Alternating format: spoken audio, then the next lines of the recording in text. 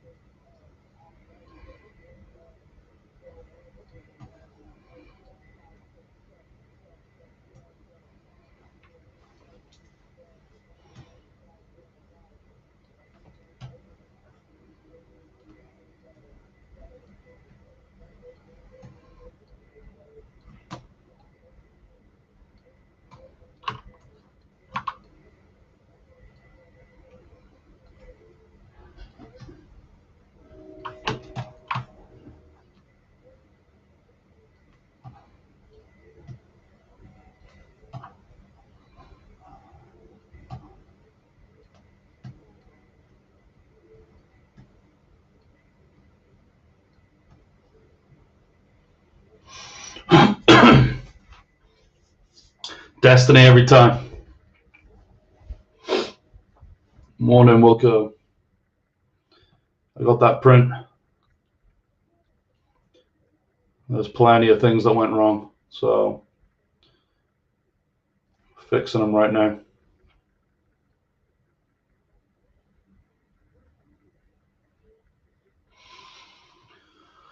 Yeah, the print, I've got it sitting next to me here.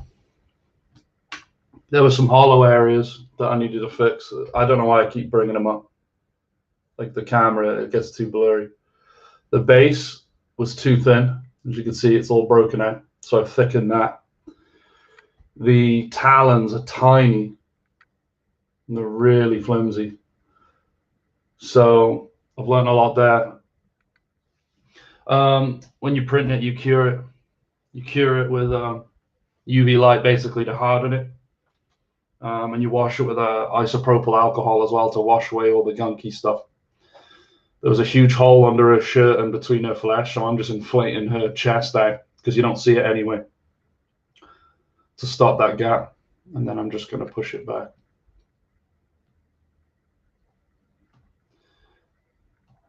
Learned a lot. Those straps on her gloves, can't even see them. Trying to figure out a way to make her bigger on the base because the base is 32 mil, so I'm trying to make the base diameter shrink it down so she takes up more real estate on it, therefore making her bigger.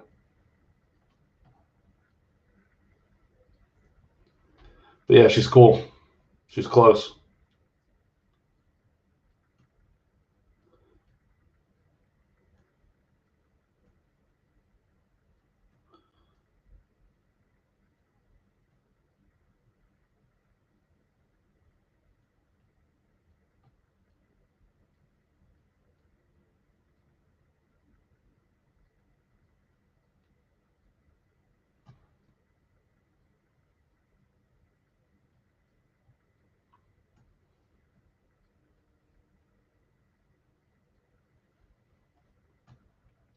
Yeah, the final print as well. That was a 5-hour print at 0.05 microns, and you can see, I mean, it's really good, but you can see some layer lines. When we go to 0.02, it's going to be ridiculous.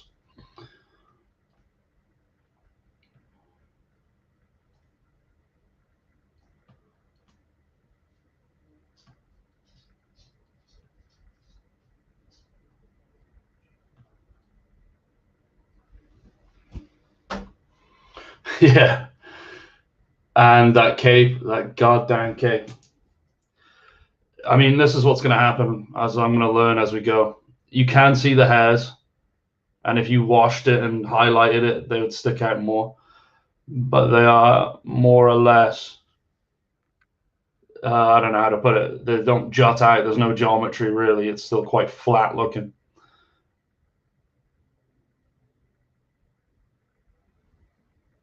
So yeah, we'll figure that out.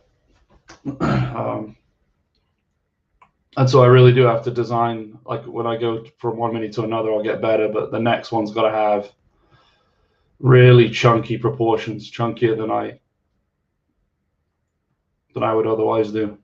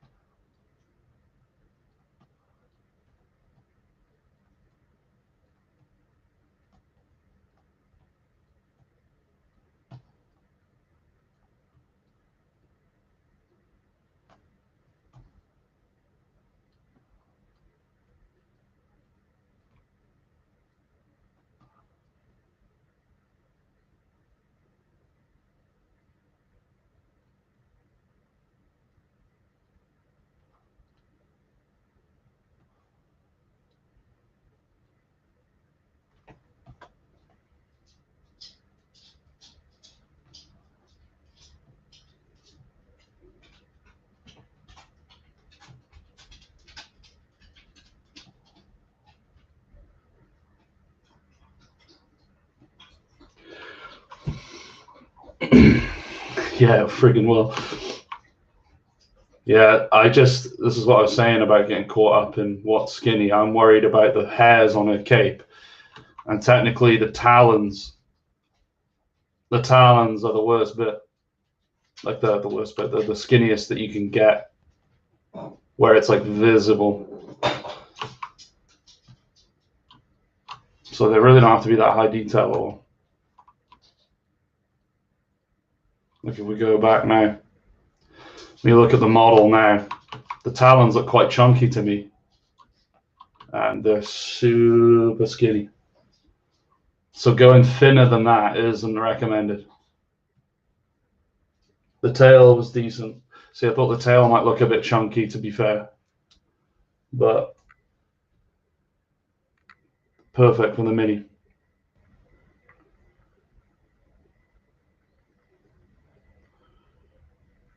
So yeah, we had a shirt issue that I've just fixed. The base is fixed.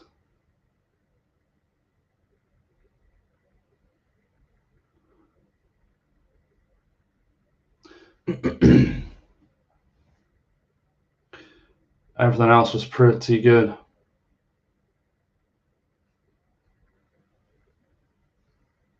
There really isn't any more detailing needed. But I want to make her larger on that base.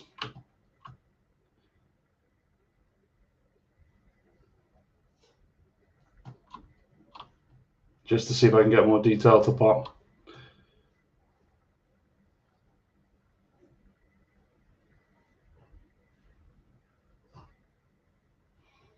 I'm going to flare out the base a bit, I think.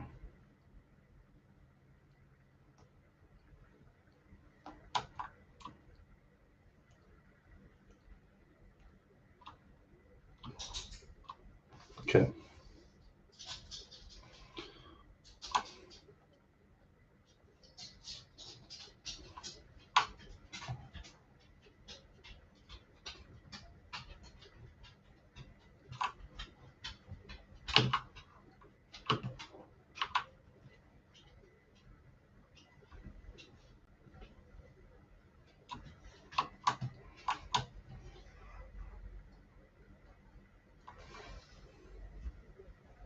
No, that won't work.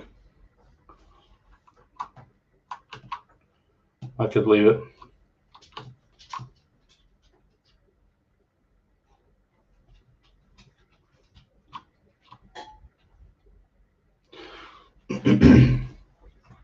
Let's it's really funny because I'm looking at the fur on the cape that we were discussing yesterday.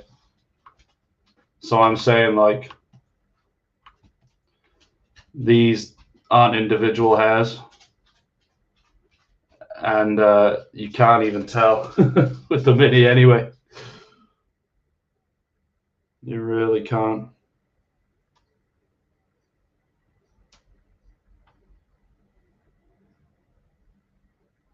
She is going to be slightly bigger though, so that's the next thing for me, is scaling. It's really funny, I got a Space Marine actually. And so the base sizes are identical. I pin them together like that. But when you look at a Space Marine, obviously they're chunky in their armor and stuff. They're like one of the chunkiest. But just the silhouette, she has a strong silhouette, but she is just smaller, and that's just the way it is, I guess. I printed Hero Forge before. Hero Forge could be quite skinnier as well. So yeah, what I'm going to do is scale her feet so that they're like on the edge, because that'll scale her up. It's going to be minimal, but I think every little bit helps. So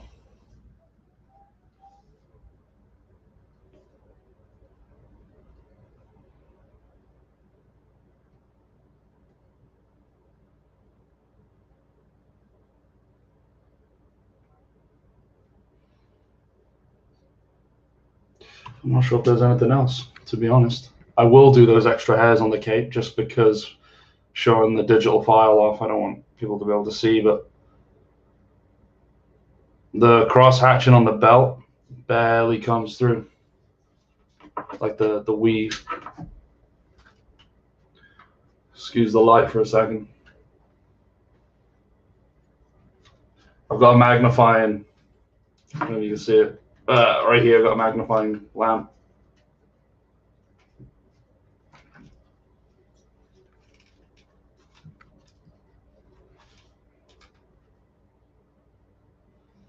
Under the, it's beautiful under the magnifying glass.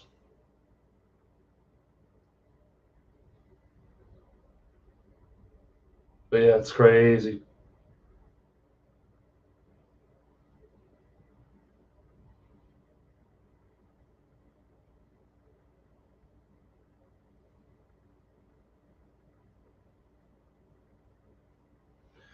Okay. Let's see.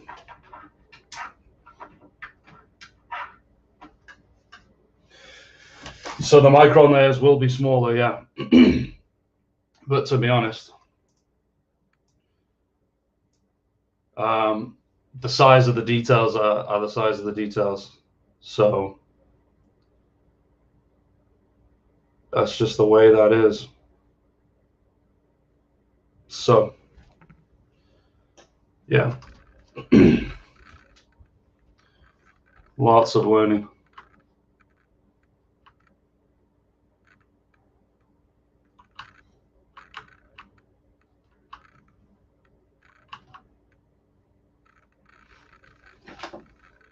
So yeah, I'll just add the little fur. It's going to take like 10 minutes.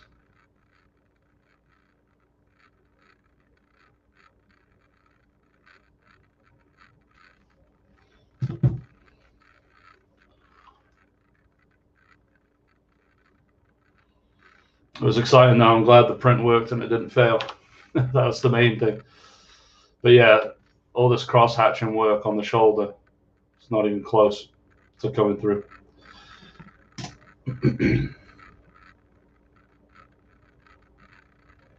Hilarious.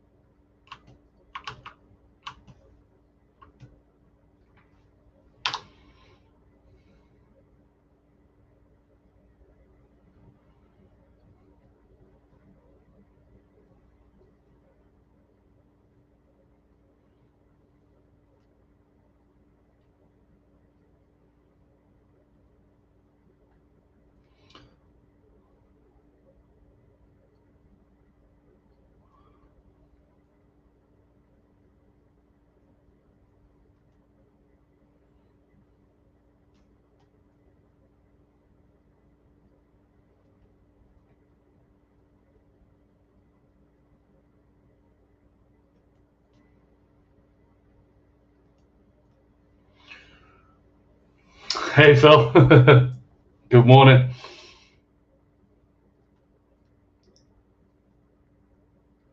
Sculpting my toys.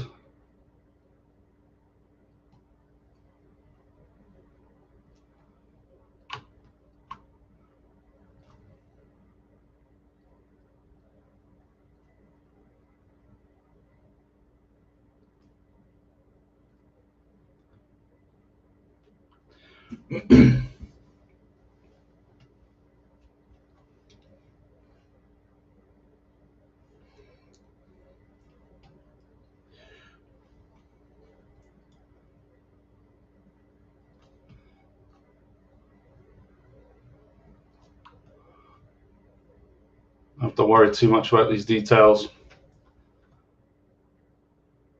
but I'll put the effort in at least to match the rest of the stuff.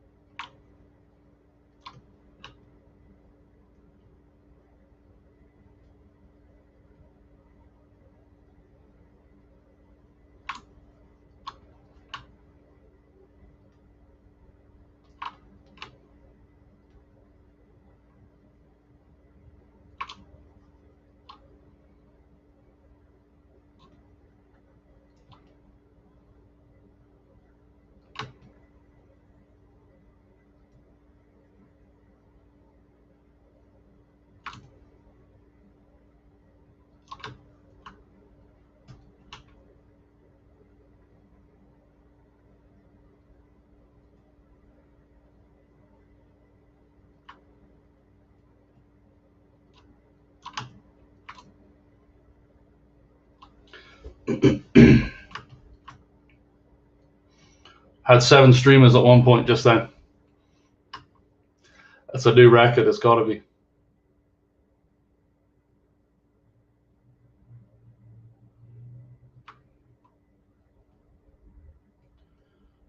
This is probably going to be a shorter stream just because the fixes don't need to be, there's not as many as I thought.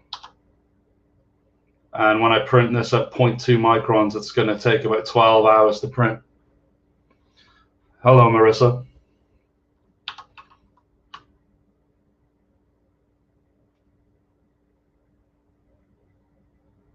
But yeah, it'll probably be a shorter stream because all these details aren't even, the visibility is not there, so it's not as important.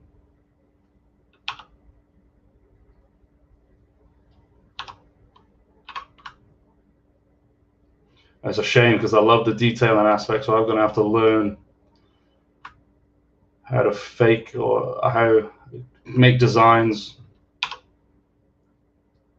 that only get so detailed but still look good, you know?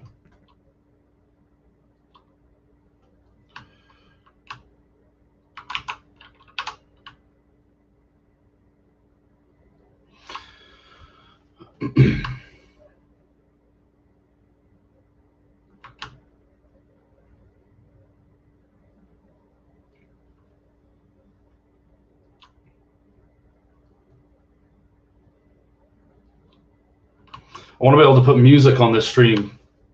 If anyone's ever just tuning in whilst they're working on their own stuff. I was talking to Cody about it yesterday. I wonder if I get pulled for playing music in the background. So it's not just the silence and my droning voice and then the occasional howl from my dog.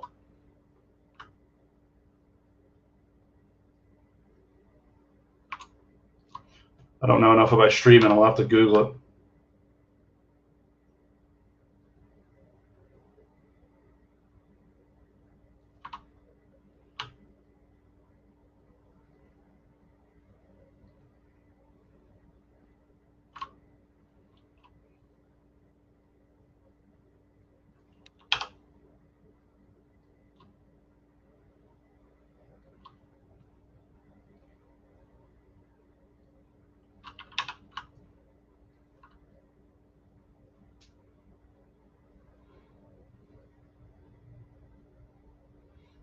Oh yeah, bad traffic.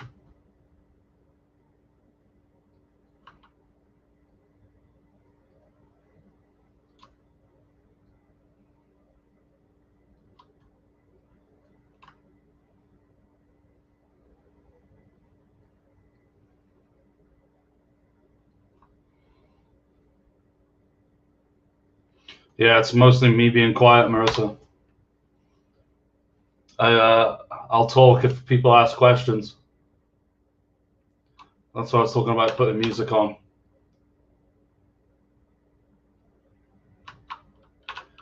Me and Wilco chat about the good old days, but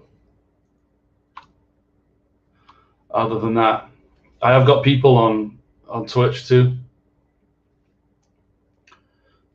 but they're not as vocal right now.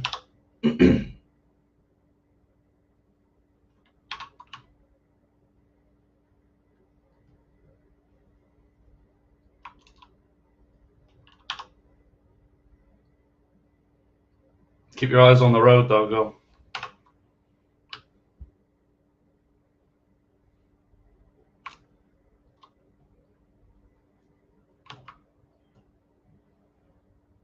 Yeah, it looks sloppy, you know, but when I look at the Mini, it's fine.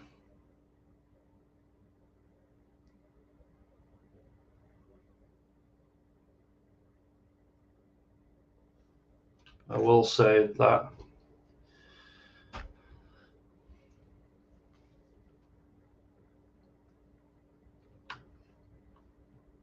the step up in geometry here, because they're two separate parts, that actually shows up pretty strong.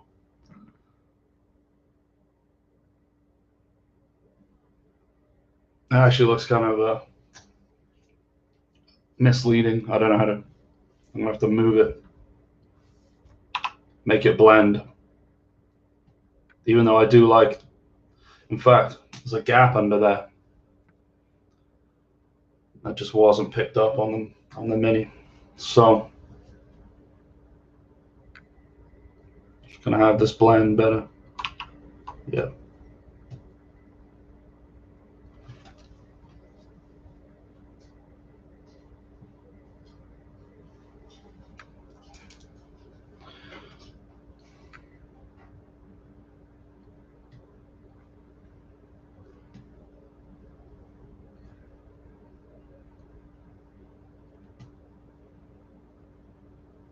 That'll blend better.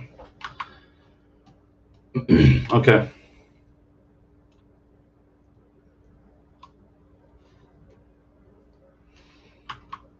Yeah, it's crazy. The straps on her gloves.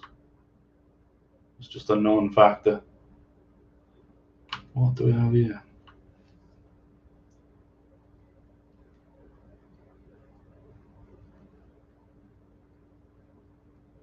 That's interesting. It's all lump. Oh, it's from the ear, which I do need to change. Yeah.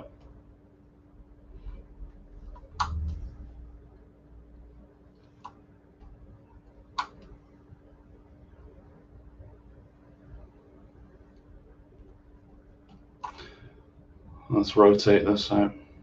Whoa.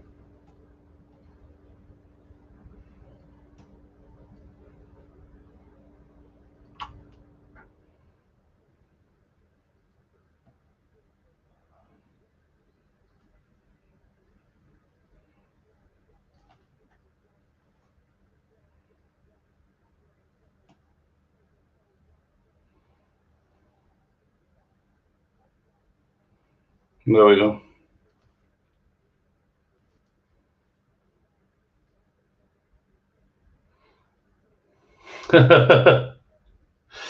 I'm on the Restream, so I don't have the interface of Facebook per se. When I'm using condensers, all of the streams that I'm doing into one, so I can't see who's watching. Only if you comment. Good morning to you, Mark.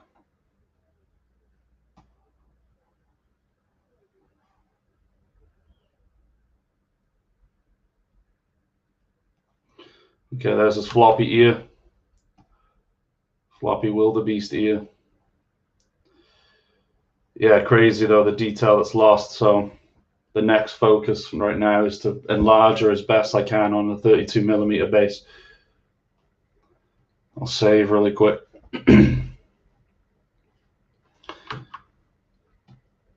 So let's go. I'm gonna merge down.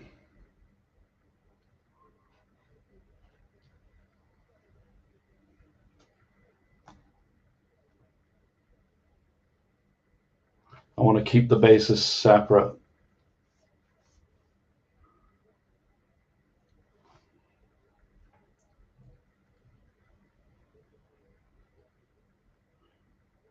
Merge, merge, merge.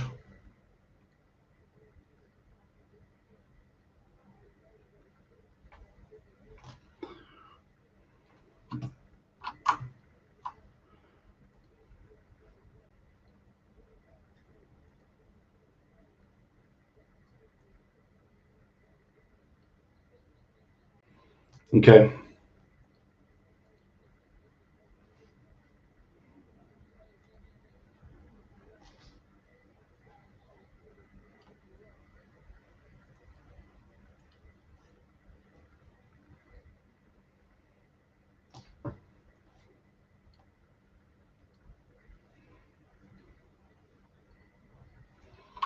Look at us all just hanging out. Okay.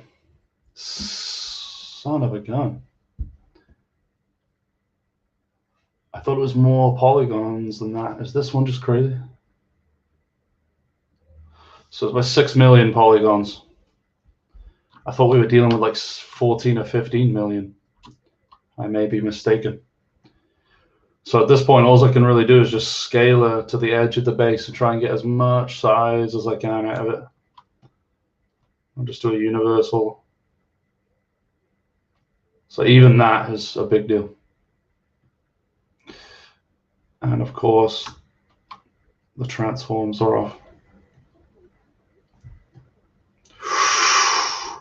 Oh, I could push it a little bit more.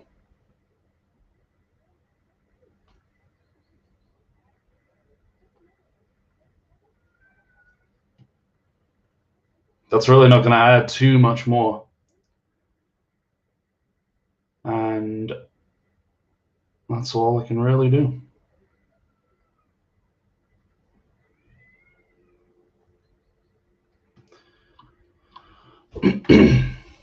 Okay.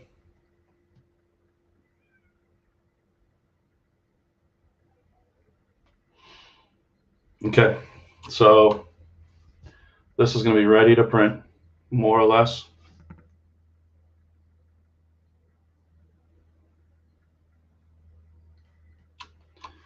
We will condense the rest of it, merge it down.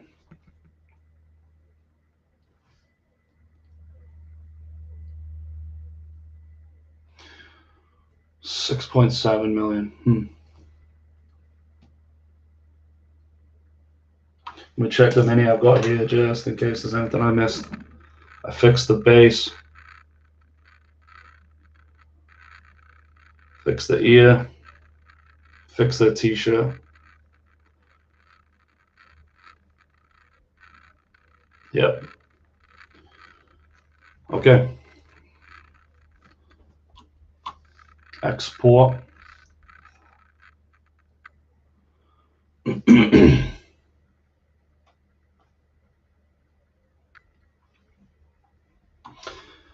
I want to put a camera on the printer, but putting a stream for 12 hours of it just printing would be interesting. But I will go through how you set it up to print. I did yesterday. I think what I'll do is I'll set that print up. I'll probably set it and print it to my right. And then because I just want to keep up with the sculpting, I'll continue to sculpt till midday, even if it's a practice sculpt, or maybe I can sculpt a prop for a future thing. I'm actually going to share. I'm going to share my whole monitor instead of. How do I do that? Okay, 2 seconds.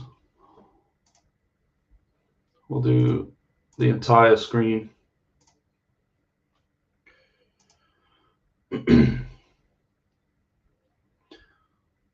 So I've exported that. Go away.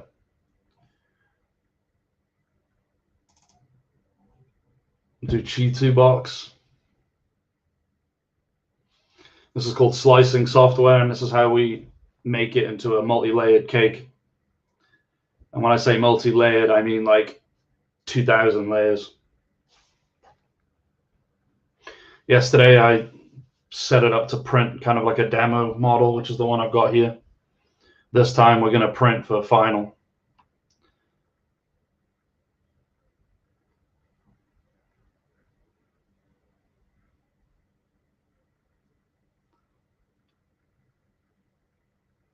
Boop.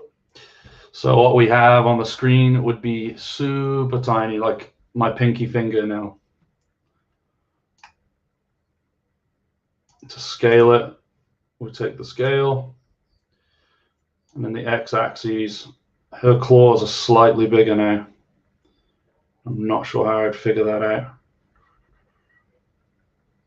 The size of the base, we'll just go to 35 mil and see what happens. So scaling it in the x-axis, it's 7 milliliters right now, millimeters even.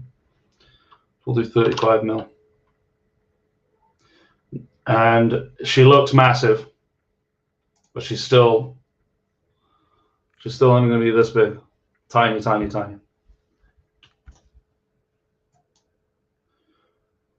And she looks good. I don't have to drain the base anymore because I've made it solid. No hollow areas. It's a shame. She looks super cool and detailed. Maybe I will have to print her out as like a little statue one day. But for now, we're going to move her up in the Z axes, sorry. Go about 8. And then we're going to rotate her. Come on.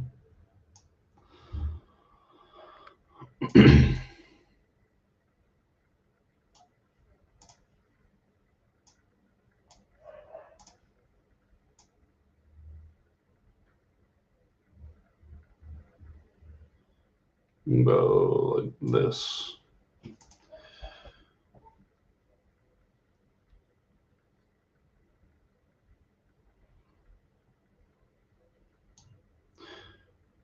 I'm going to go light supports too, so let's see. So there's like a little line that shows you each layer, and you've got to look for islands.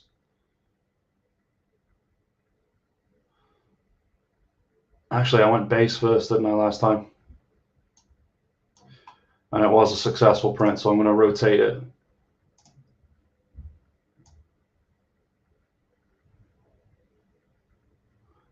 This way. Good angle, go about there. Actually,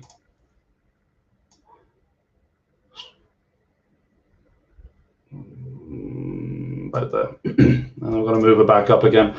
If you don't move it high enough, the base support needs to, like, I broke the hell out of it. Which one was it in my graveyard of? So this is the kind of supports. That's what they look like. They're like scaffolding. So you need to give it space to create that scaffolding base first, and then it'll generate geometry for the model. And I don't mind if it's a little bit high, that's fine. So yeah. So something else, you have light, medium, and heavy supports, and the little icon here will change. It's pre-processing right now. Will change based on the size. So there's a heavy, there's a medium, there's a light. I really do need light, because if I go medium or heavy, it's really difficult if I show it on the camera, but there's little nubs where I've clipped it off. So if I go light, it doesn't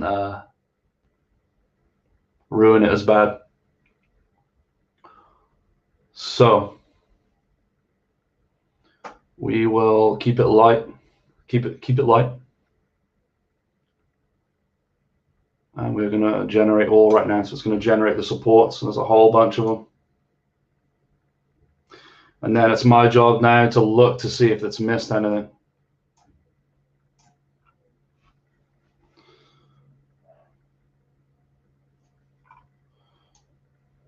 So her jaw messed up last time too. That didn't get in there. Whoa, easy. Come on. There we go. So yeah, you got to think I've got to clip that off. Whoa, I got to clip this off when it's done, and it's tiny. This tooth. Here's a good example of an island, maybe. Or maybe not. No. It'll print up like this, and then it'll pretty much get it. So we don't really need one on that tooth. This tooth was facing downwards though. So like here, it would have created an island. Plenty along the talons, and those talons are skinny. I'm gonna have to increase the how long it takes to harden the tips of the light supports as well. I've printed light supports before, and they don't even make it to connect because it's not under the UV light long enough. So that's probably going to add more time as well. I will say that I don't like the lack of support on the base.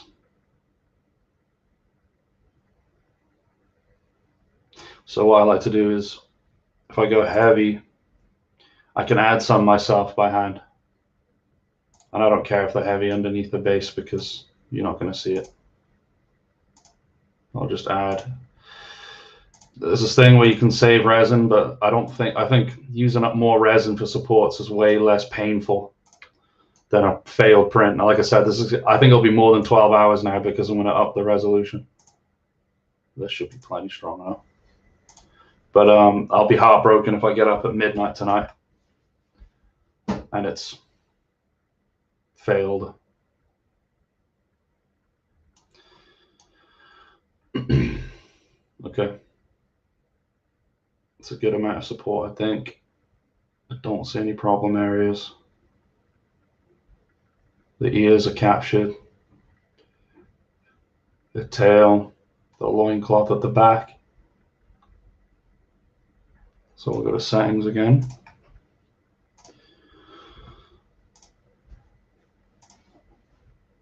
The exposure time needs to be a bit higher. I'm probably going to go to 12.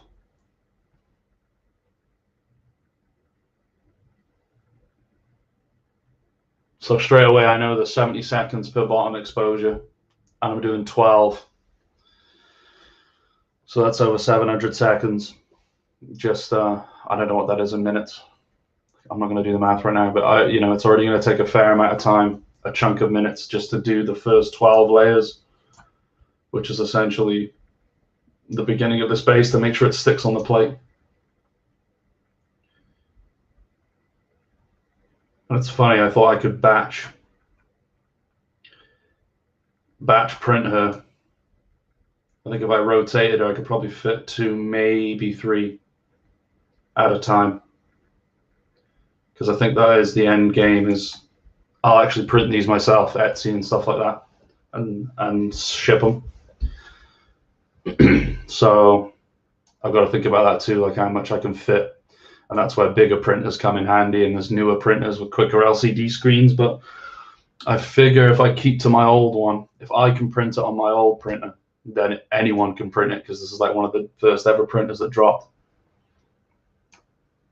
So that being said, we are going to slice. No, we're not. I'm going to change the micron. I'm going to go 0.02 millimeters per layer, which is tiny. And that's the max that this printer can do.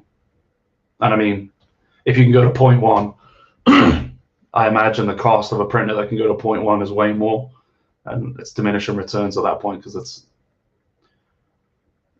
0.01 of a millimeter more. Okay. Slicing. It's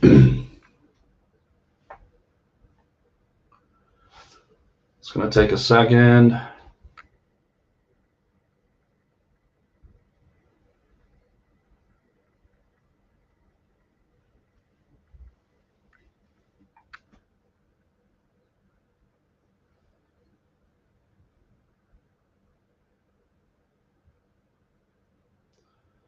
It's taking its sweet time.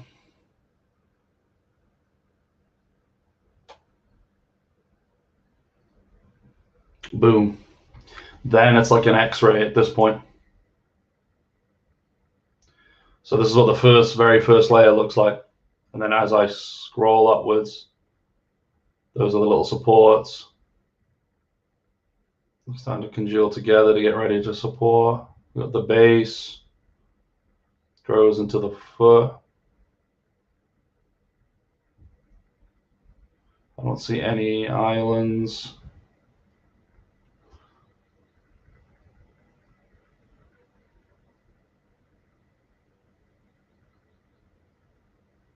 Yeah, it's good.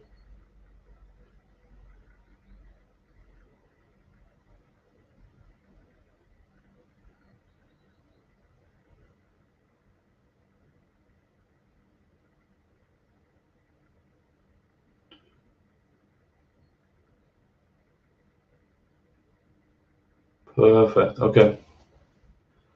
That's going to be 12 hours and 38 minutes print. It is 9 a.m. now.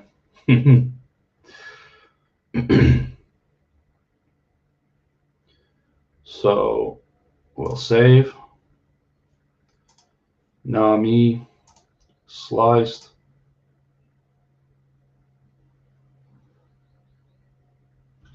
I'll set a camera up on my printer at some point. I won't do it today because I don't know where I'd clamp it to, and it'd be wasting time faffing about trying to find a good angle. But I'll make a focal video on actually setting up the printer too. It can be finicky. I think what I'll do is just get that print going. I'll open this window. The fumes aren't deadly, but they smell a bit. Oh, just knocked the screen. And I'll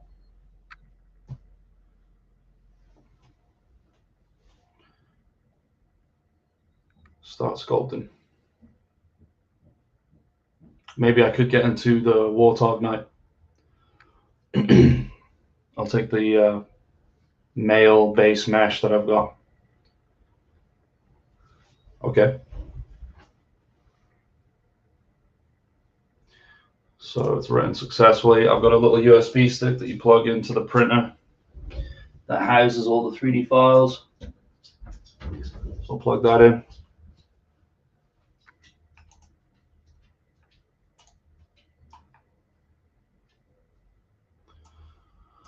Put the files next to each other.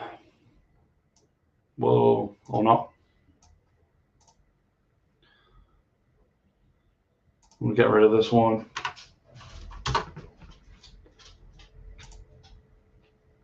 Put this new one in.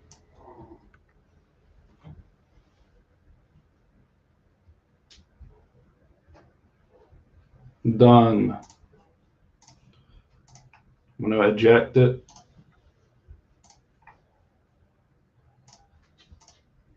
And it's good to go. I'm gonna take my music off. I'm gonna add this to the printer. And it's gonna print. Let me know if the whirring is too loud on this printer. You're gonna hear it for sure. But if it's not too annoying, we can go.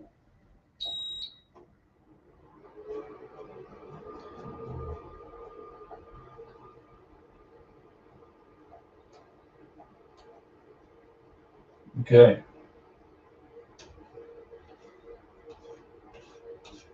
Still have resin in the vat from yesterday, so I don't have to re-level or anything, hopefully. I'm just gonna get straight to it. Close the lid. Print.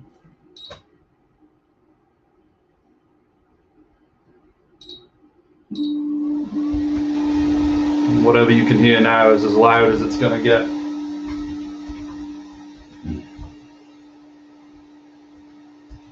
I figure if I print it now, it's gonna take 12 hours. It'll be done tonight, provided there's no hiccups. So I could probably move on to the next character, which is going to be the Warthog Knight. In the game, more defensive type of character, and he will have a lance and a shield as if he's just finished jousting. Me and Marissa watched A Knight's Tale not too long ago. Big Knight's Tale vibes. The print has begun. So me and my employee are working at the same time now. I'm a small business. I've got me and the Photon. Hard worker. He puts in 12-hour shifts, blessed. He wants the best. He wants the best for me, which I appreciate.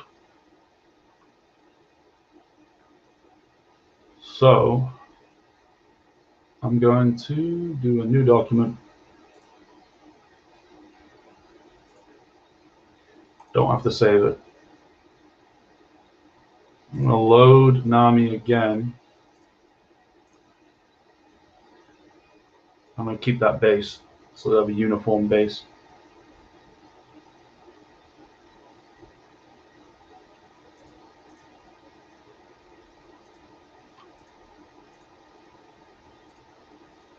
I haven't drawn it in yet. I'm a fool. Draw it in, edit, frame it.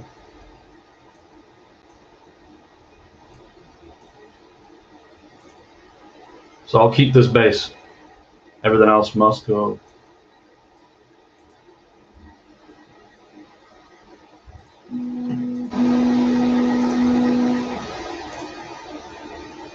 Goodbye. Hit the delete key. Nope.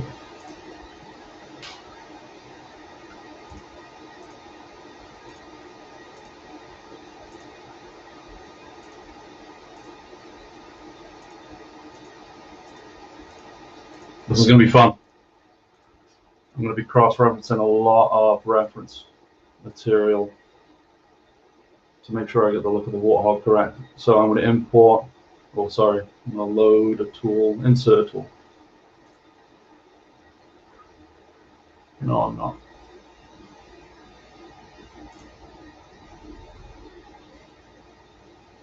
I'm going to load the tool. You'll see I've got Boreman, that's a completely different one. Male, I'm going to guess male. Yeah. So this was anatomy practice for me.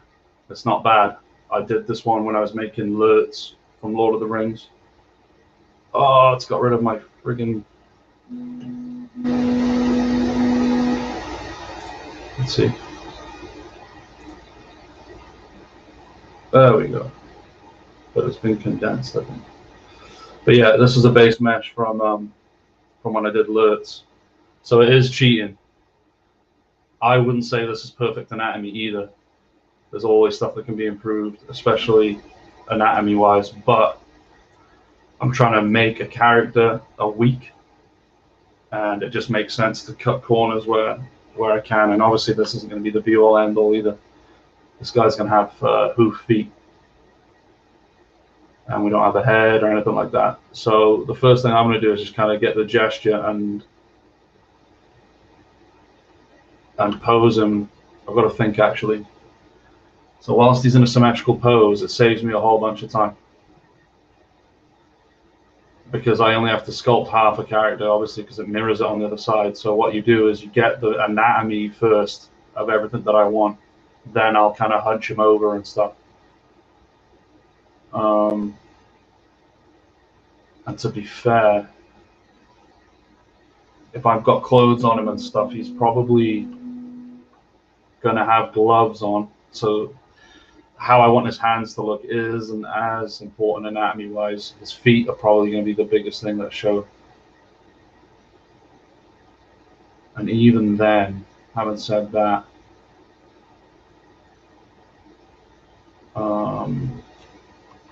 I can do those as a separate tool. So I think I will. I think what I'll do, I'll get started on the head because it's funny. So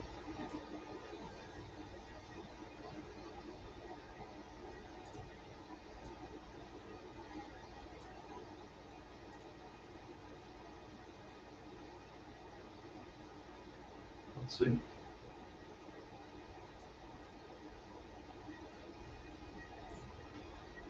My reference material.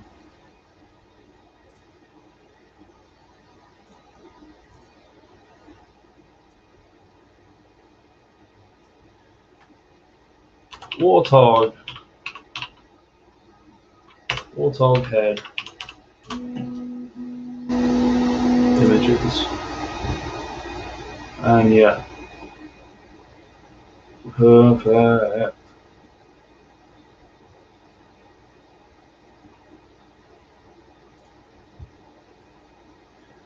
This stuff is solid. This is an ugly dude. This is not going to be the prettiest and fairest knife.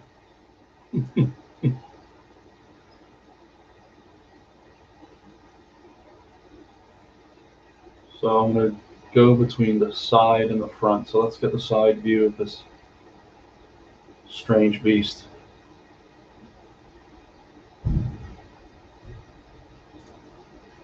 Quite a flat snag, to be fair.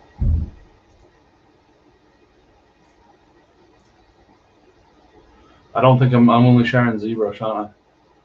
No, I'm not. I'm sharing the whole thing. So side reference, hideous beast. Lots of warts and stuff, hence the name, I'm guessing. Lots of like little nodes and bumps on his face. I like his eyes high up. He's got like this baggage, kind of like me right now, 9 a.m. So yeah, really interesting. It's that key thing. Like I said, I used to not use reference because I don't know what a warthog looks like, but then there's nuances that you just don't pick up on. So we're going to insert a sphere because it always starts out as a sphere. And we're done. Lollipop head. Subscribe to my Patreon, you can get this model. So hold on. Make sure I can see any comments if I see any.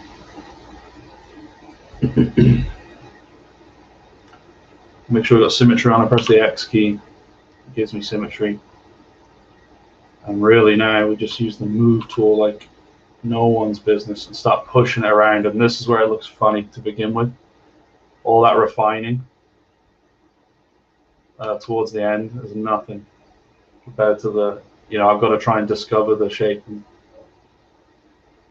copy the shape. Yeah. Oh yeah. Jake Gyllenhaal under here. So yeah, this is, I think, to be fair as well, this is probably where I should do a time lapse because at the beginning you make massive strides, from a sphere to a ball looking thing. It doesn't take too long to get the initial shape. Proportions and stuff takes me a minute, but going back into the reference.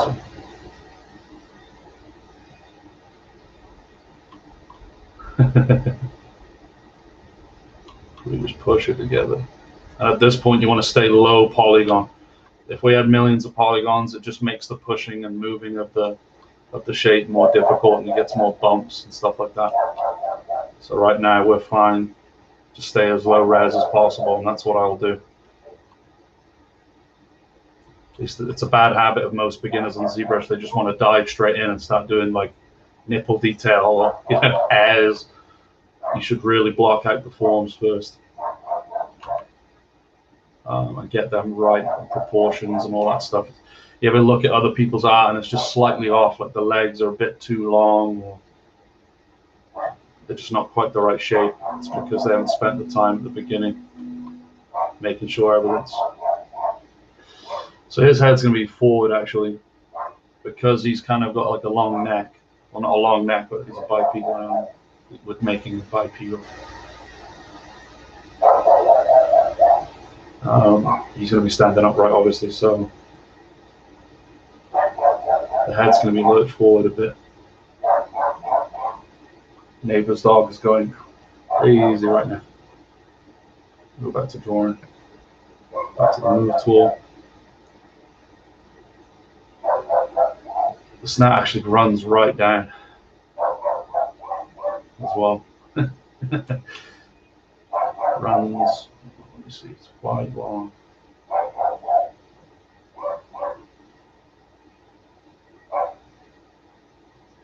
It's going to remind me of Saw. The girl has the pig mask. I don't want this to look just like a man with a human with a boar face. I've got to embody the whole creature if I can. For example, there's like long neck, like droopy neck skin. The print hasn't failed on me yet, which is a good thing. And because it's bipedal, typically, the body's coming out from here. That's what makes it look like a pig, on 4 legs. So I've got to kind of understand what I'm creating here. And if this is super high up, it looks kind of stupid. So I'm thinking he's going to be more sunken into his neck, and his head's going to come out of his chest a bit more.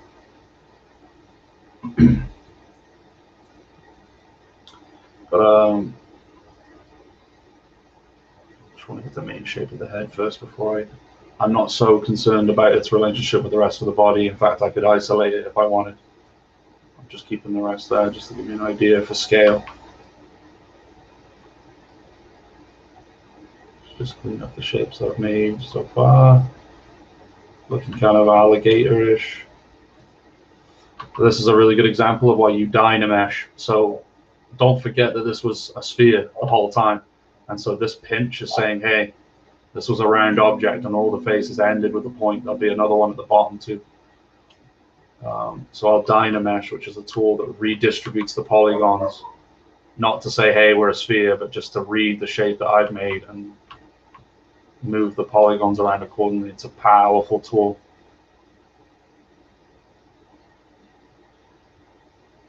Okay, let's get a front view of the head as well. Auto head.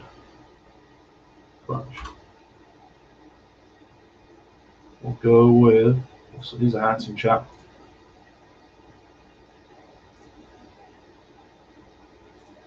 $1 bill, yeah. So using this as the front.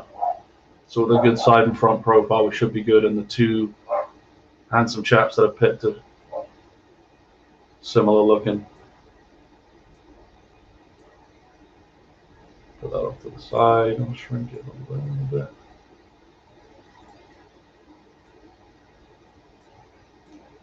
Double monitors, man. That's what it's about.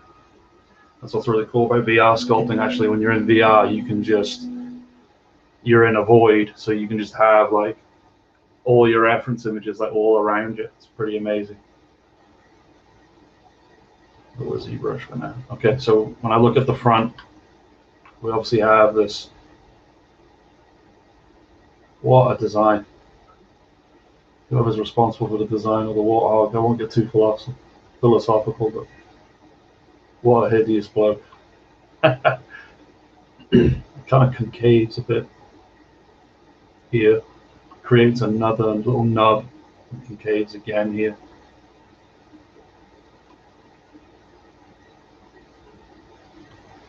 Obviously we have a pig snout. I can actually push the bump in and it'll create that.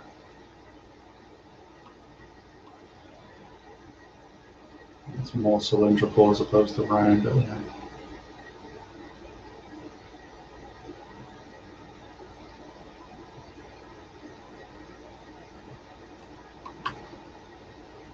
The eyes are like way up here.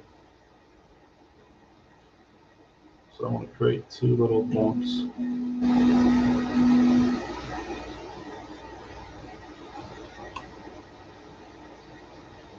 So that's where his eyes are going to be.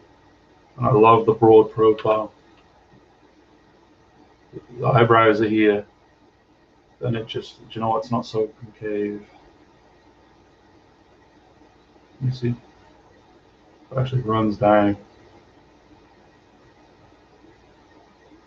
Kind of peters out before this nub, so it actually comes down. And this is where I might need some dynamation going on in there. So that runs down there. Like a bit of a gap. This is some serious nubbage. Then it caves back in again.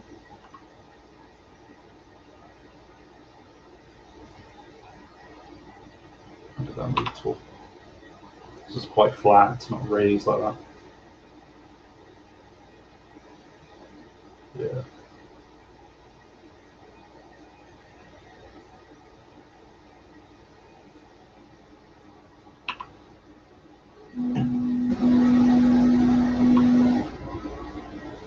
He has those puffy eyes under here. Look at that side profile again. So the head is flat on top.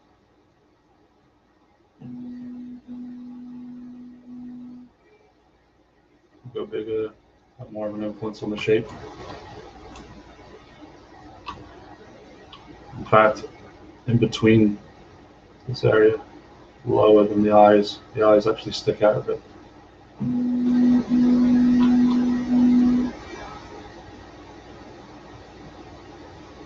easy, easy. Perfect.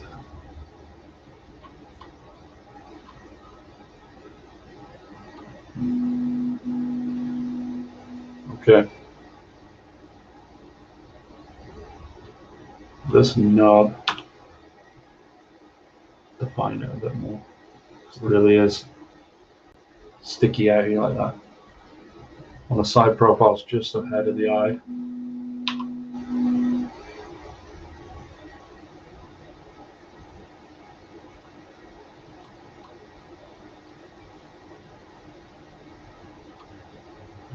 So we need a wider face, I think.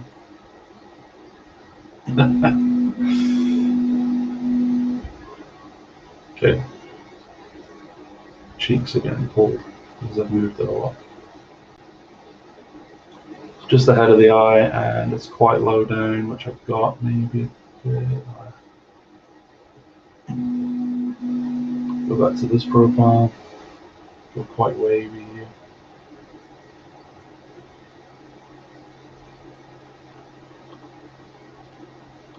What a crazy animal. So its snout is too long right now. So I wonder if I could just use the move.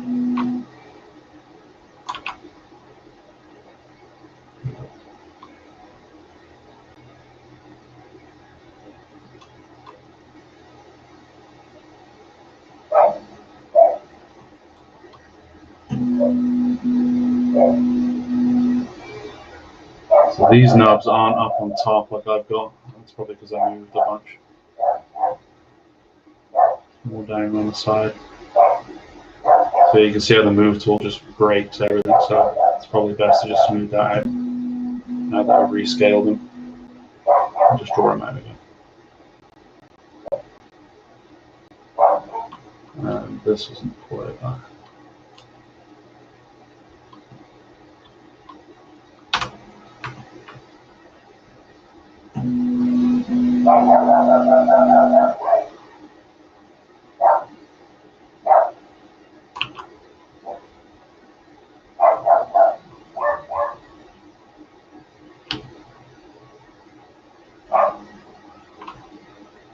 Cover your eyes.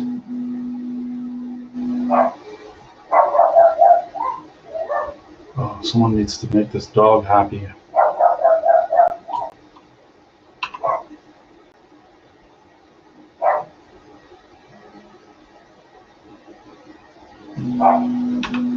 What I'll do then is mask. I'll mask the little nubs so they are about. Let's see. Yeah. Right here. Right now that is like super low poly. Just draw this and move the geometry out.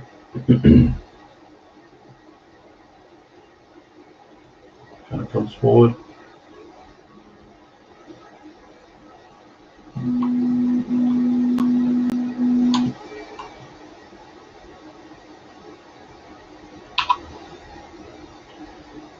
Doesn't actually have a fat under jaw there. The jaw.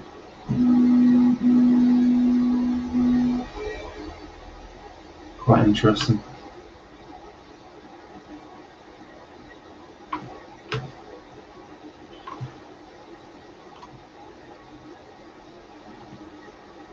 Nose is looking a little new right here.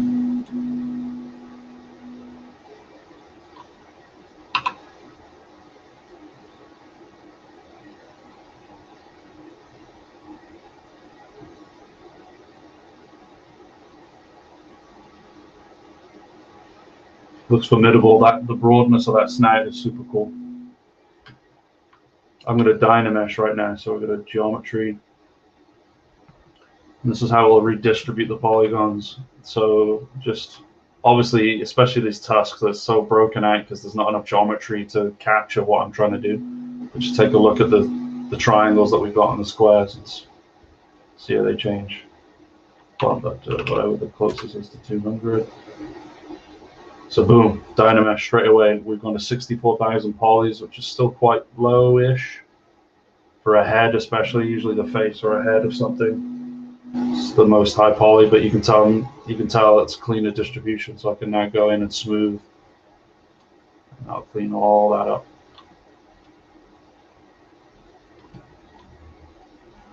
I'm still in symmetry, so I'm only having to do one side. The smoothing isn't really important because I'm still trying to pick out the shapes and stuff, but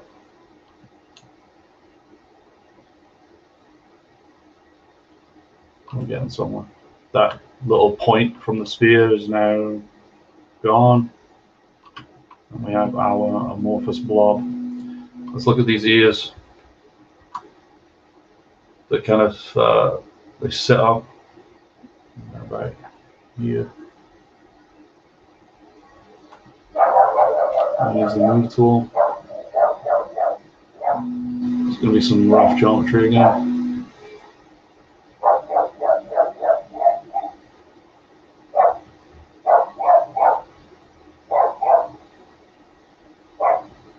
Just want to rotate it.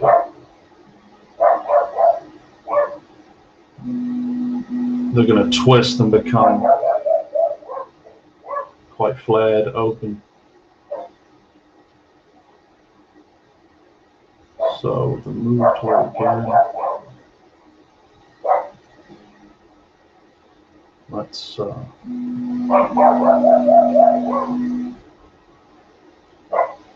rotate it. They're about that big. A little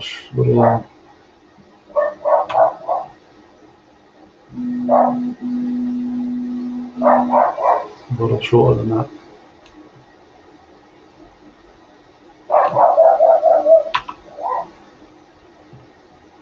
With the Dynamesh again, I maybe should have Dynamesh before I made these ears. Okay, so they don't stick out the side like that. Let me try to capture them.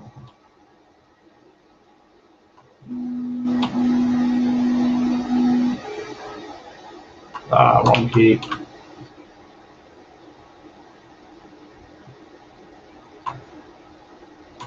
Feather the mask, invert it. Let's get these. Thank you. So kind of higher up.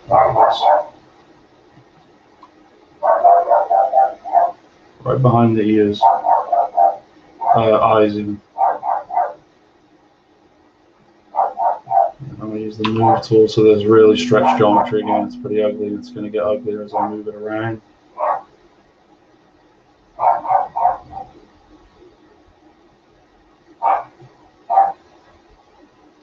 How does that compare size-wise? Let me see. Big ears. So yeah, that's hideous geometry. Like, you just can't do anything with that. But we've got the shape in. I just want to make sure it's all scaled properly.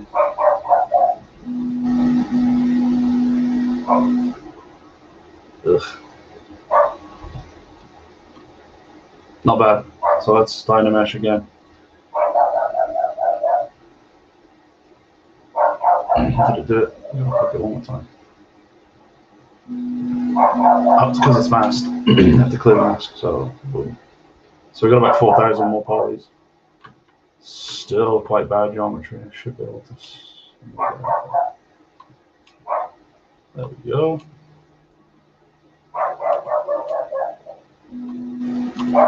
So yeah, try my best not to rush this stage at all. It's still something I need to practice a lot. Is the main forms, because once I start making it really high poly and start getting into the details, it's too late basically. The work's been done. So you've really got to take the time to make sure it looks how it should look. So I'm going to be, you'll see a lot of play, basically is what I call it, playing around with it.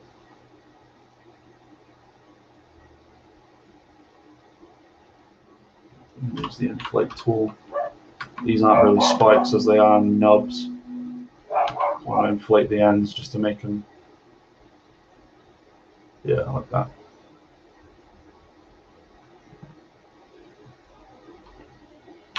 Take some geometry away from the sides of these, because they don't kind of grow into the nub. It's like this, they're kind of nubs that stick out. They're like an in-between. Taking geometry away from there. Make it protrude more as opposed to grow.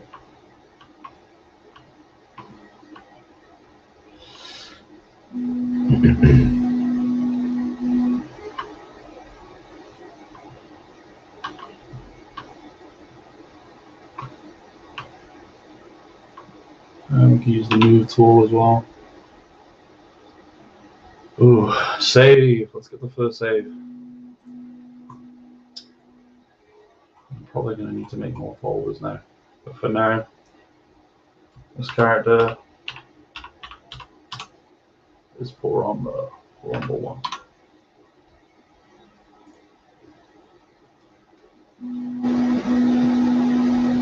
Use this move tool, that's what we're doing.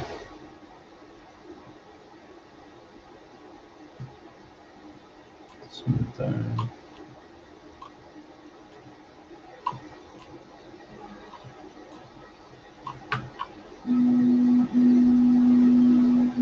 Okay. So I feel that the snout is broad, but it definitely shrinks in width towards the ends.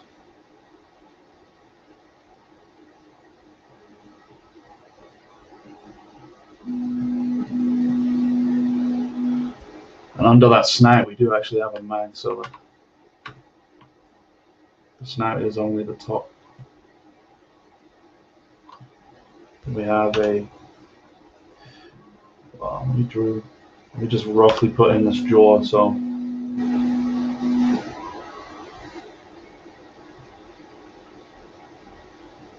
up here is where the tusk will sit. Then it really does kind of drop down.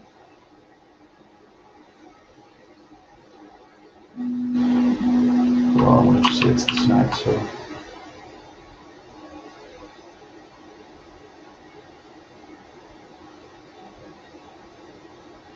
rests on that tusk, and then that's the mouth.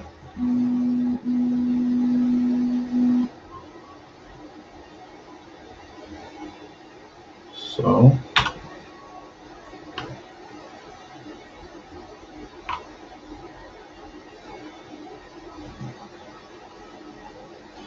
I guess we put the tusk in at this point, and those are the decisions now. Is his mouth going to be closed? Is it going to stay open? Probably will stay closed. He's not going to be like his counterpart. He's going to be stoic and noble looking.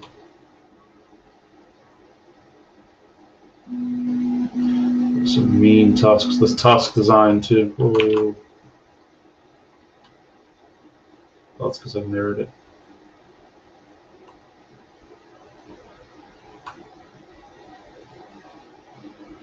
Oh no, I've done the wrong one again. Alt to get rid.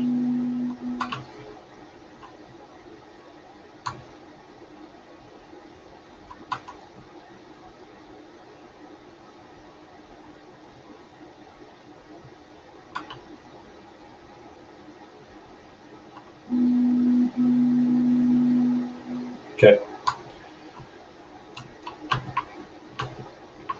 Move tool. Tusks. So they can have small tusks, or they can have quite large ones. And I think because we're making miniatures and everything's got to be big,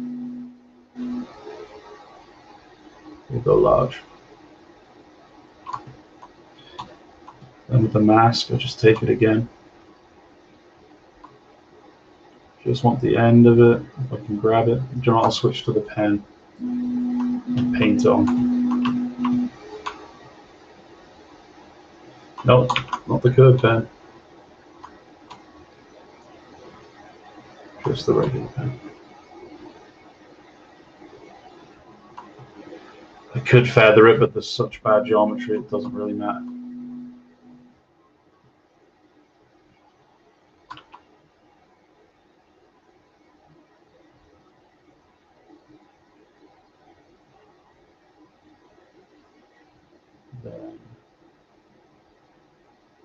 Oh, it's so crazy stretched.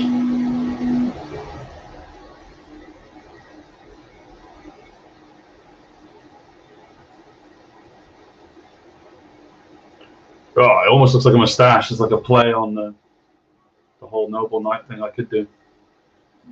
It looks like a dapper chap. We're going to move it. Yeah. Forward a bit. What a beast. Okay. Dynamesh again. Because we have bad geometry. Boom. Just clean that up. Sometimes the geometry can be so broken it creates little artifacts that you need to fix. Like that. It's horrendous. But it cleans up well.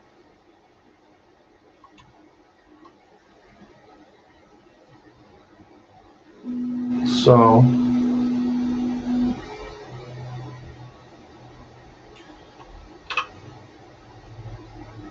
this tusk.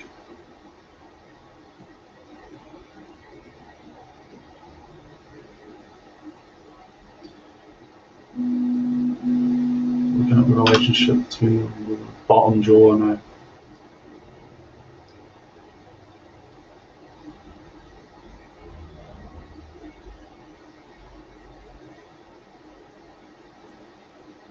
Which is under the snout.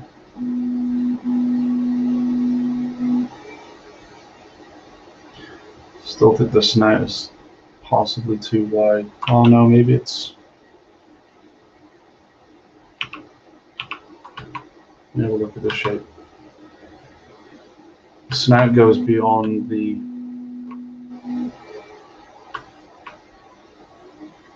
Okay, I don't want you to do it. So back to the mask glass up.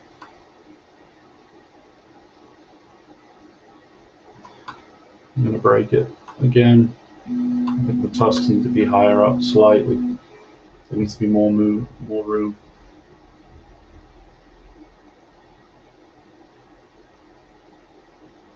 Go there. That way, the snout can be. Or mask it because I don't want to affect anything else.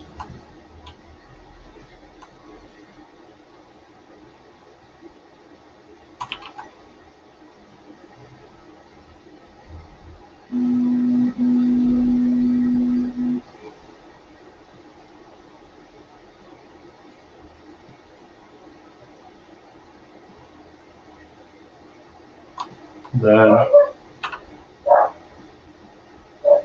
looking at this, the jaw that comes here.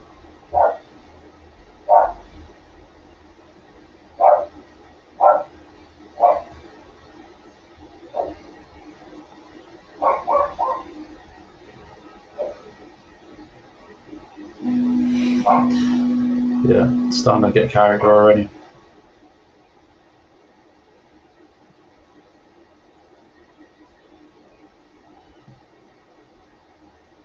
Perfect.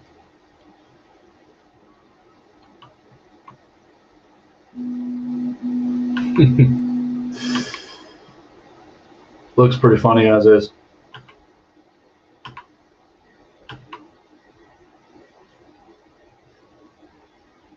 Not getting too attached to anything detail-wise. Just trying to find the forms.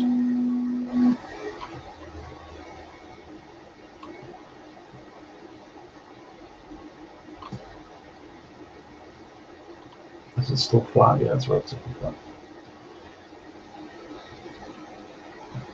I wouldn't say that this is so concave between the eyes. Quite flat.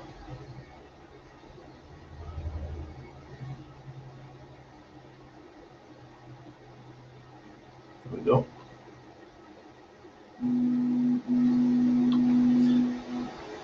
On photon, 3%.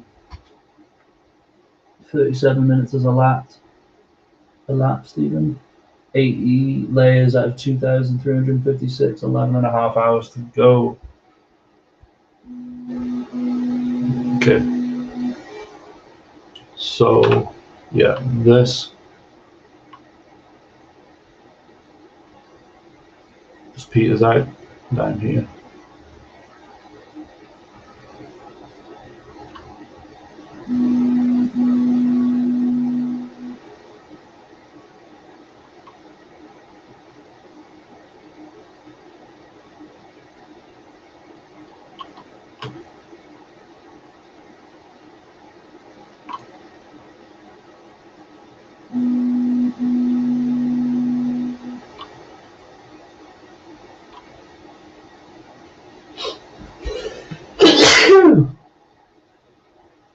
Tickly nose. Okay.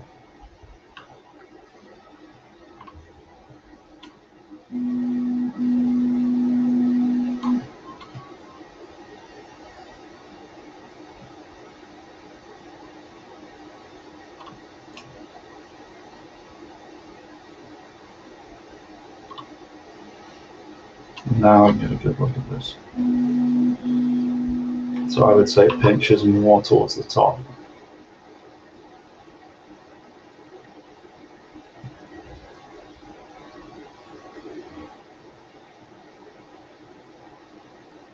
And it actually does.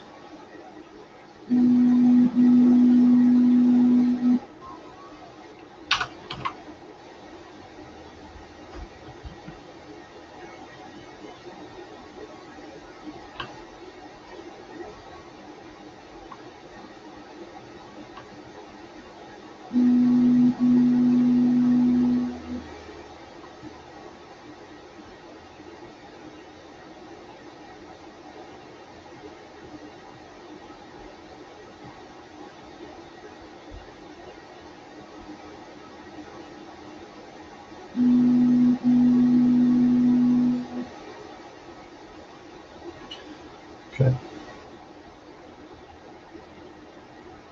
Quite thick on the back, thin over the top. I'll put the eyeball in there in a minute.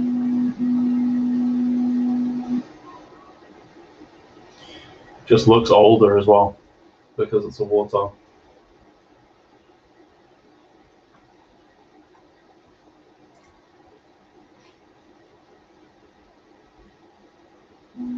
Reference.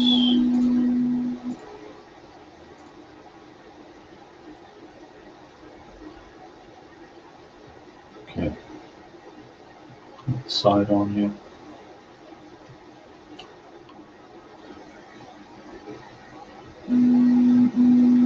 It does go quite concavely. Looking a bit hippo-ish.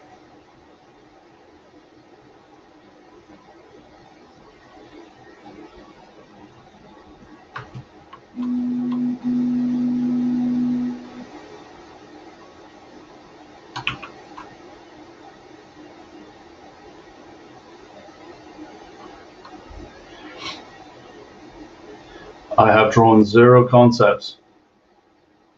That's a good question. Typically you should, would, could. I kind of concept that I might sketch something if I really don't know how to figure it out, but I usually use reference images on the internet to help me kind of just inform the more mechanical stuff. I just like to play with shapes. I guess I concept in ZBrush, or I'll concept in sculpting. And if it's a certain design, if I wanted a certain design for armor pieces or anything like that, or embellishments, I'll sketch little things like that. But like, for example, I know that I want a warthog looking guy, and I can focus on the head looking at references on warthogs, and then I can go from there.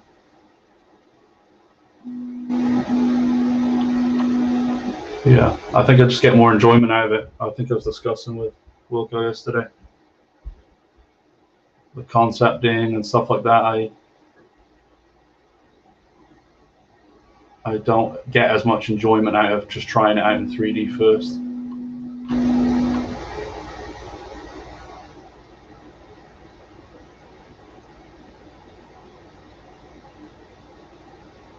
Okay, this is too puffy down here.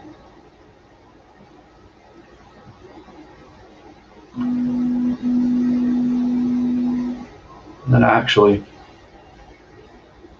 the way this top lip sits on the tusk, more like this. I have to mask some stuff.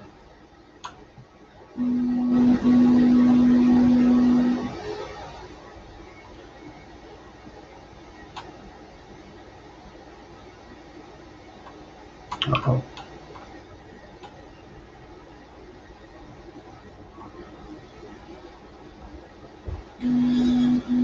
Yeah, I've gone Africa heavy. I tried some weave with the previous character, and it was just so fine that it wouldn't actually show up in the mini. So yeah, I do a lot of that off stream, to be honest, but I absolutely will. And I did for, I had like a bangle I quite liked. And then unfortunately with color, because this is to be painted by someone else, I have to think about what I can achieve without color. So yeah, with tribal wear and stuff, there's obviously feathers, there was a lot of bones, a lot of it's tattoos. But yeah, I definitely look at all that. And that's what I'm saying, I guess, with the head, I know it's a boar head, so I can just go ahead and reference that straight away. But when it comes to designing as I'm going, I definitely do reference that kind of stuff. African Plains inspired.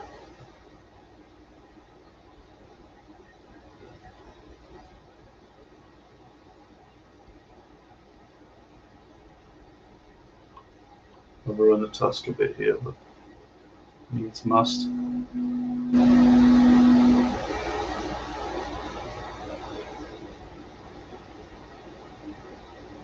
Now I would say those knobs are too low and they need to be a bit higher.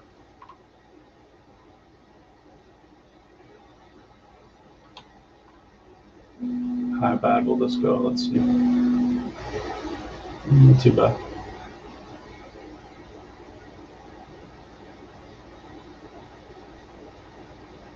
Boom.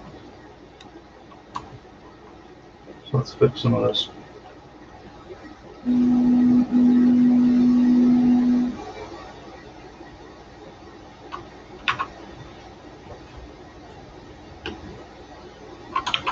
It's really funny though, when I think of a knight, I am thinking of Western.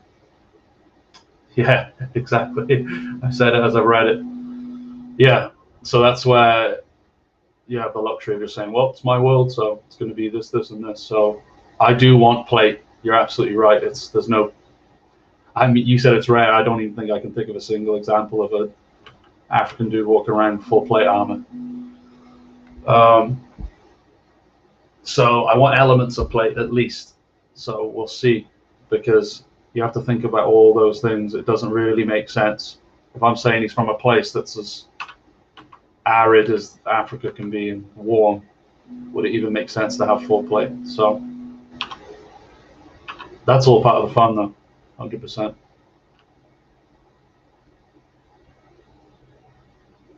Yeah, I was looking at basket weaving a little bit with the previous character. I might incorporate it more here and try and implement it better in terms of it actually showing up on my miniature.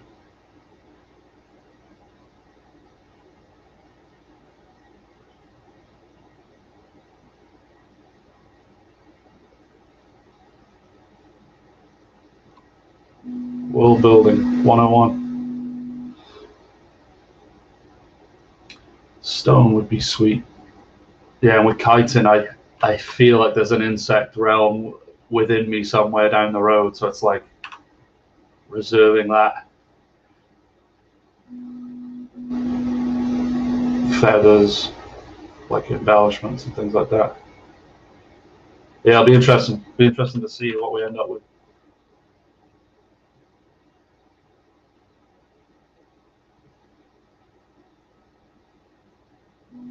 Inflate this because the geometry is bad. We don't need it to be pointy just yet.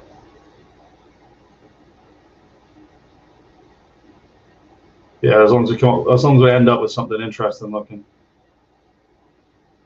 it'll be super cool. Might be time for a Z remesh here in a minute.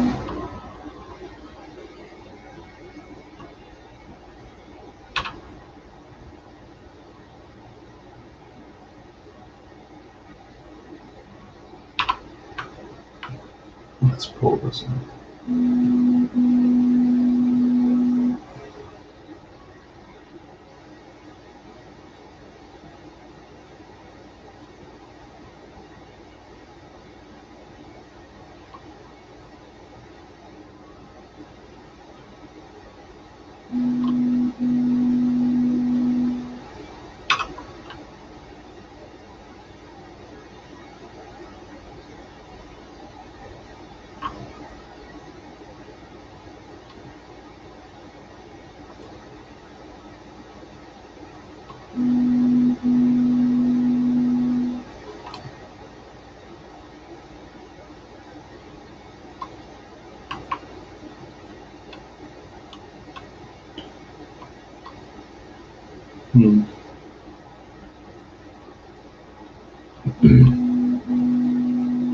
Looking at the eyes now.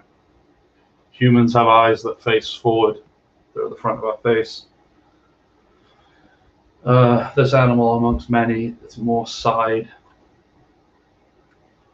And I'm just trying to decide. I think I want him to be boar inspired, so I'm going to make it more human. So I think I'm happy with where they're at.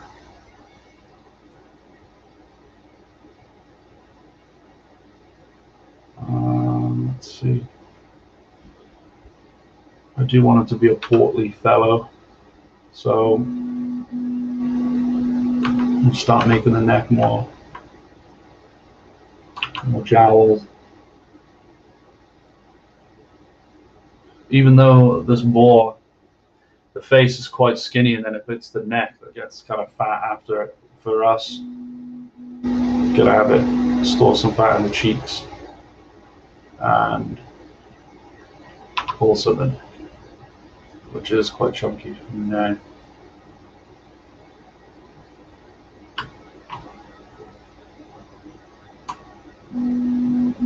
Reposition these ears.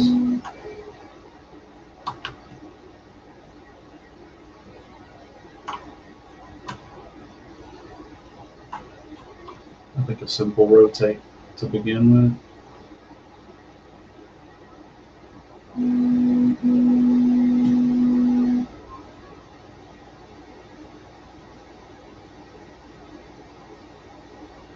Even, I don't know, they're kind of an in-between. That's too much.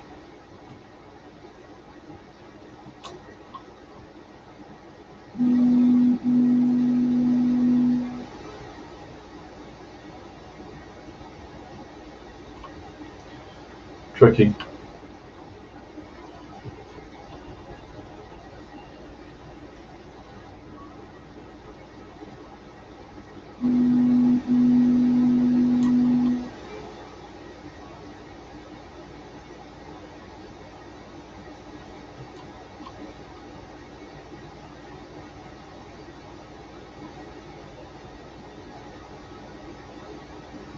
Okay.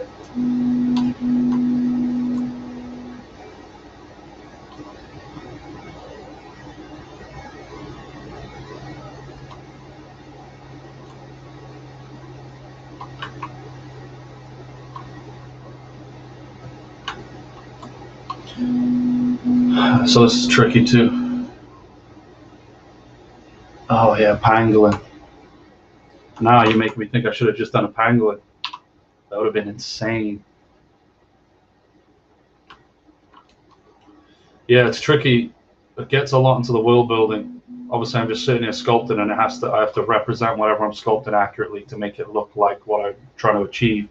But all of that is important, and it's really me having to go away and think about where this guy is really from, and like if he's a part of a civilization, do they make their own armor? Is it just like raw resource like kiting, where they just grab it, find it, fashion it, and put it on, or are they actually fashioning their own from materials? You know,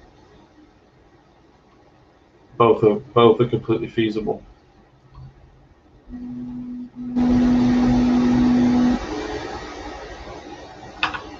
But yeah, it's a lot of fun coming up with that stuff.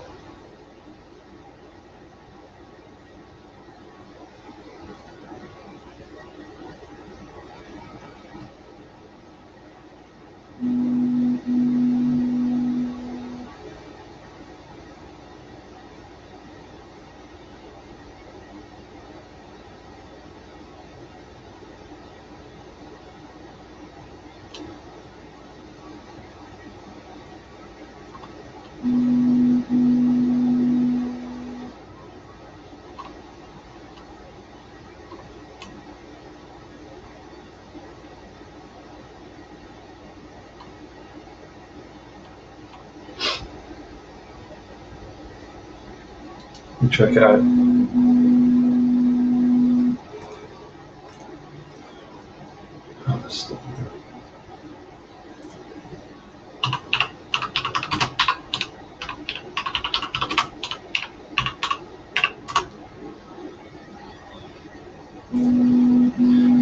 That is cool.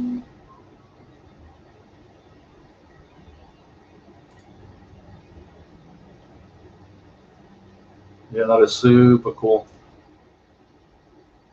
I even like this patchworky stuff. This has come up from the same search that you recommended.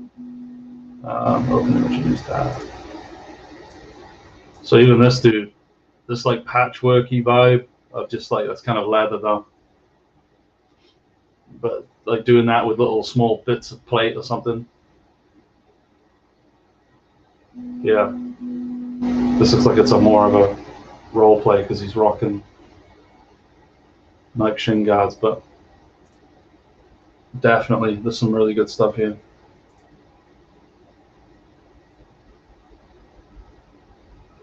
That's so insane.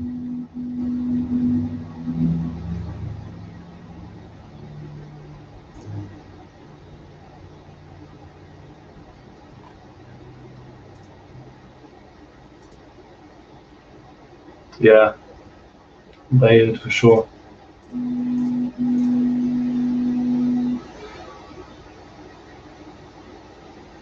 Yeah, that's super cool. Something like that. I think all that's important for me in the vision that I have is that it's up to, like, there's a lot of it, whatever it is that we decide to go with. It's going to be, you know, it's not just going to have some wrist guards and some, you know, a chest piece. It's going to be quite layered.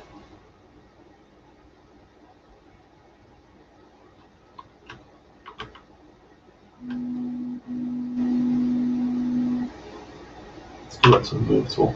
Playing around with this head shape.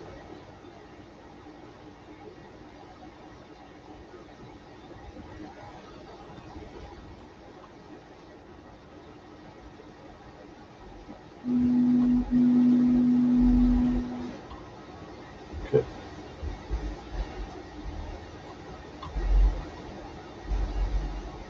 It's really annoying because the warthog has hair, but it's so thin that trying to recreate that in a miniature, it's got to be, I can't just add hair, it won't print. It's got to be like geometric chunks of hair.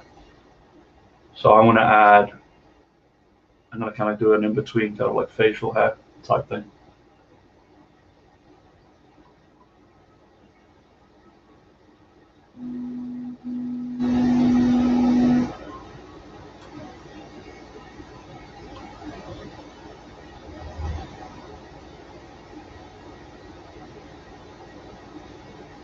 Just go look at this from all angles.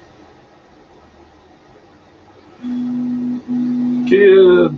Yes, definitely. Well, they're the masters of it. They are literally the masters of it. Just break it. They just break the whole miniature down into planes, don't they? Every form is exaggerated. Whereas I would like to keep anatomy clean and as realistic as I can. But yeah, you have to get stylistic when it comes to hair, any kind of texture, really.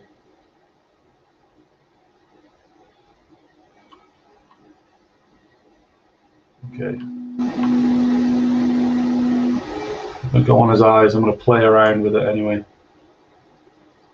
Slope his eyes downhill a bit more. Let's see what I mean in a minute.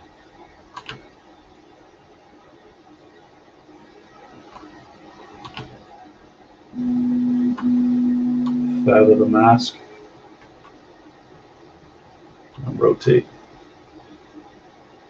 So more like this.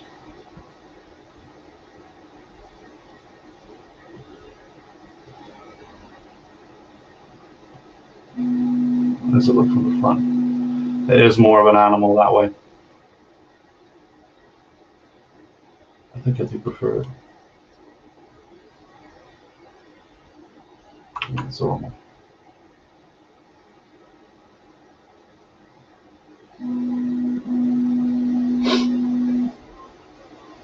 I am doing very well, Kian. Thanks, man. I hope you are too.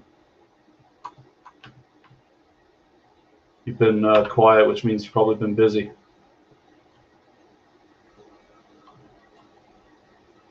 I've had a lot of people pop up whilst I've been streaming, actually getting creative in their own ways, not just with video games.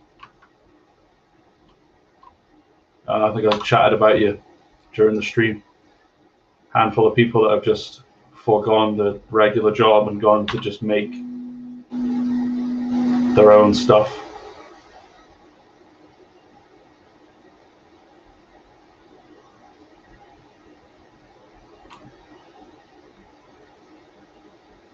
How do I feel about that now?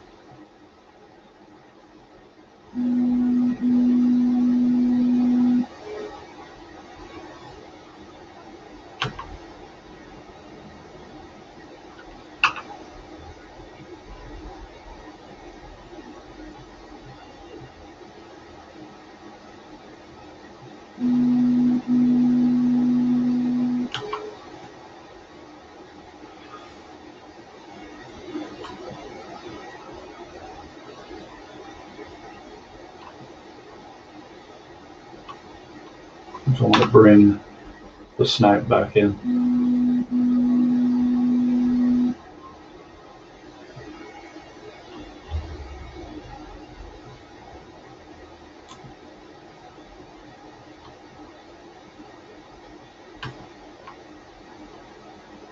What purpose do these knobs serve? I won't go on Wikipedia right now, but what is their role?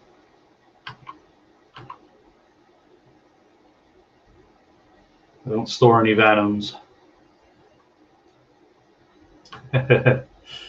Thanks, Kim. I'll catch up with you soon, man.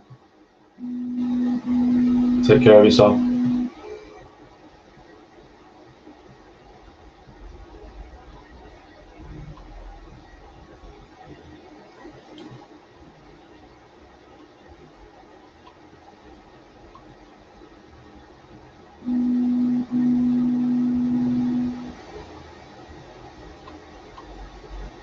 Play with the shape a bit more.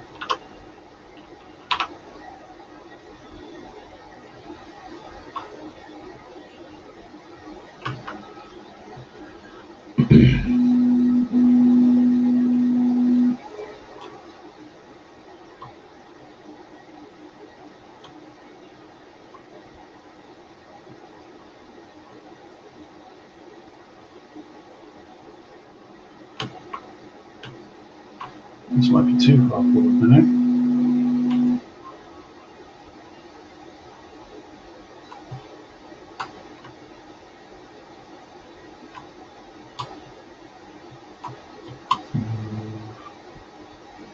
So it's kind of, I was wrong, it's not ahead of the eye at all. It's more up there and it wraps behind the eye there.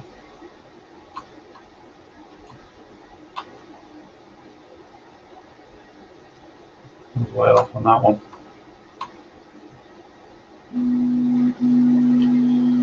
Better to be wrong now than after I detailed it. I'll build up the geometry back here again.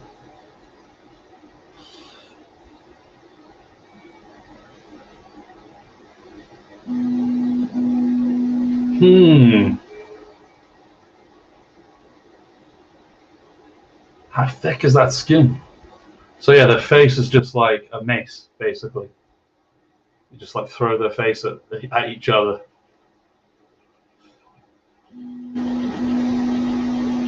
Very interesting. See, now I can start thinking, like, would I cap these off now? If that's how they are in real life, you could argue that they would protect them more. And either like a helm or like cap them off with little metal spikes or something. Now we're talking. That would be sick.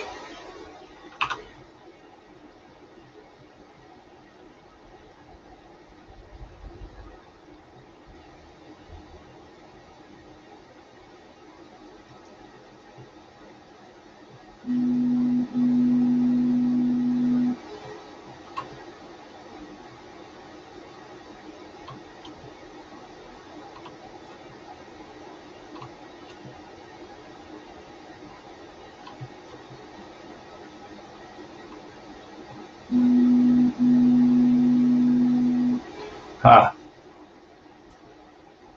good to know. So we've got a male then. That's nuts.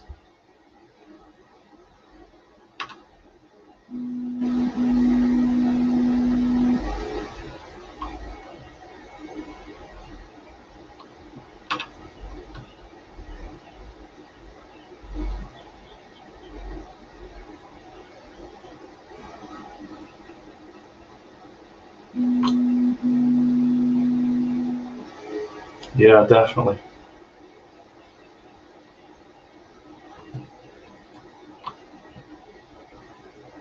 Let me see about this.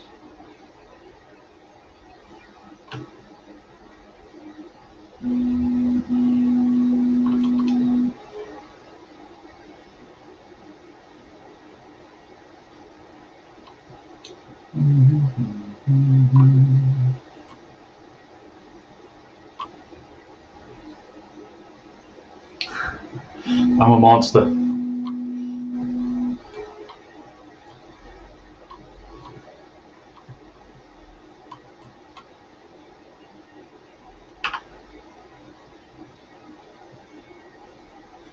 Okay, so this bagginess under the eyes is definitely a thing.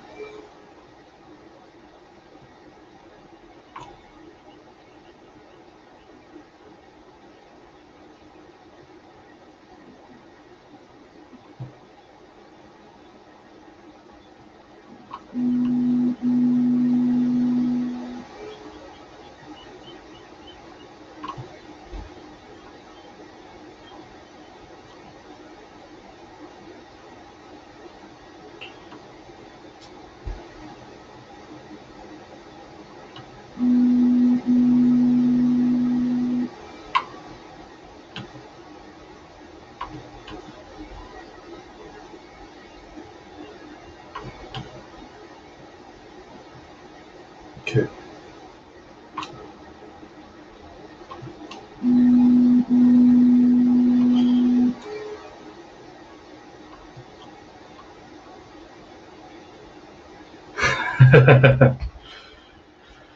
Good morning, Griffin. Yeah, so I printed, only had a few minor fixes to make. A lot of that detail that I was whinging about all week barely came through, and I'm 7%. 11 hours and 4 minutes away from having it printed finally, hopefully with no breaks. So with that being said, I made a start on my next boy. And yeah, he's already looking pretty proud. I can imagine like a pompous old British accent. Oh yes, for the realms. Tusk's looking a little funky, but I'm not going to touch that yet. I'm still playing with the shape of this. Whoa, easy. Playing around with the shape of the head more.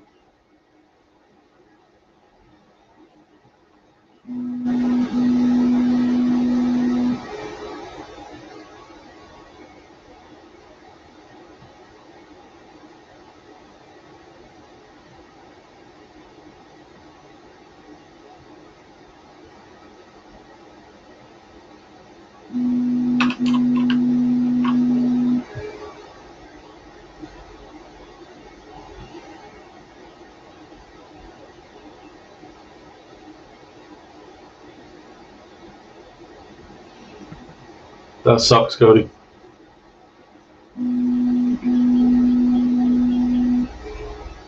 Zazu, yeah.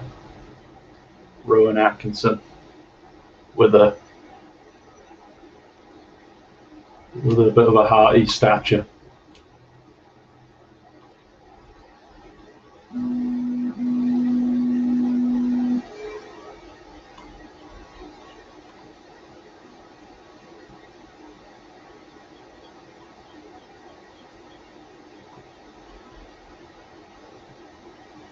Okay.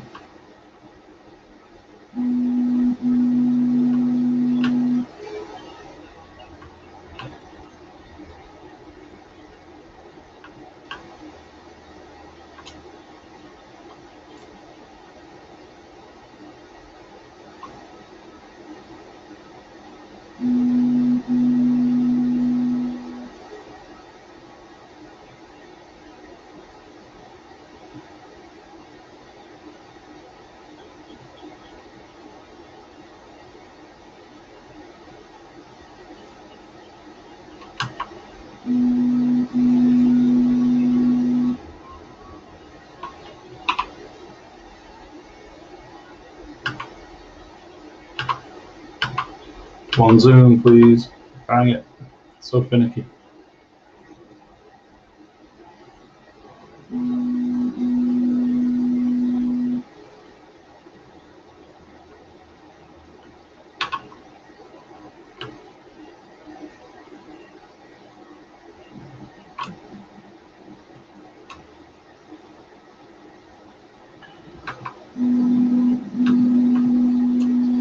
The skin is really strange. It's like quite loose in areas. Like the way this skin would come off the ear. Just like straight down. Sag.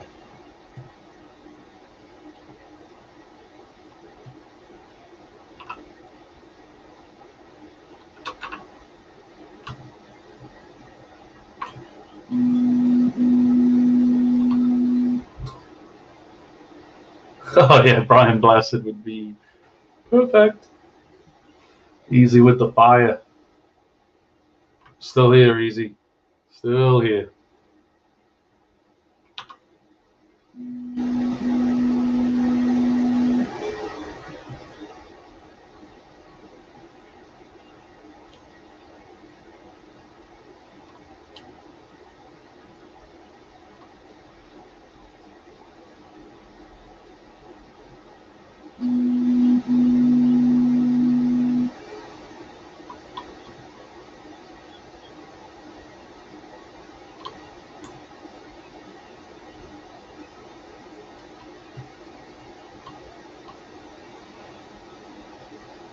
This guy's got to have mutton chops. I'm looking at this image and this tuft of hair here, that's facial hair. Every day of the week, that's facial hair. So, still play around with the shape of his head. It's going to take a minute just to make sure I get that right.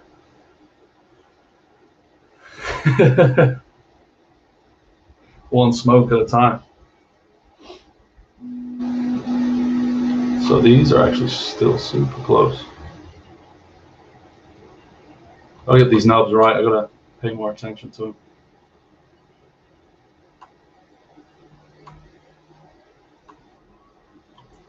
Well, actually, let me clear that mouse. We need a wider area.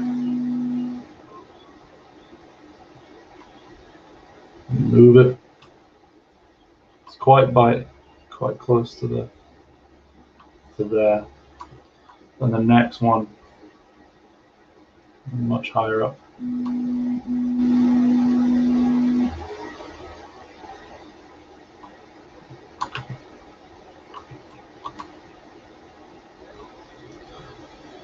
Everyone's hanging out with me today.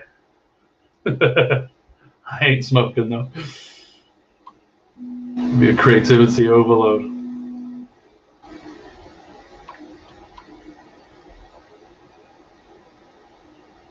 Yeah, that's cool. I'm gonna deal with that. Let's fix this geometry now that I broke it.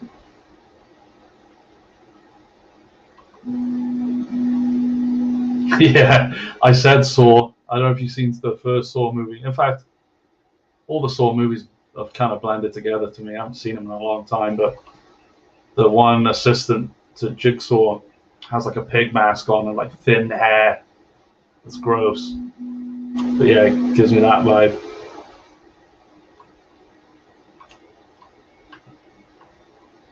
Yeah, this guy, he's going to be like a heavily clad defensive character.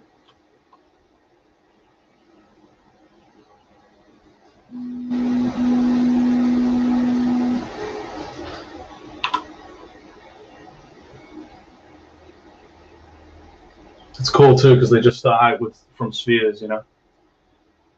Like this phone. I'll charge this phone, I should. Like this is just a sphere about an hour ago. Really doesn't take that long. And I printed my other one. Yeah, there you go. I printed the previous one you were looking at and there was a few breaks and skinny bits that needed fixing, so I'm printing another one as we speak right next to me. And because of that, I'm ready to move on to the next guy. These two will fight each other on tabletops the world over. Okay, so let's go again. So we have this drop off of the snout here.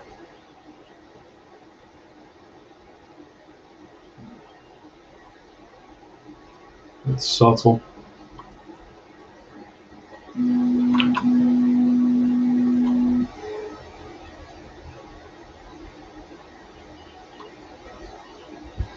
There we go.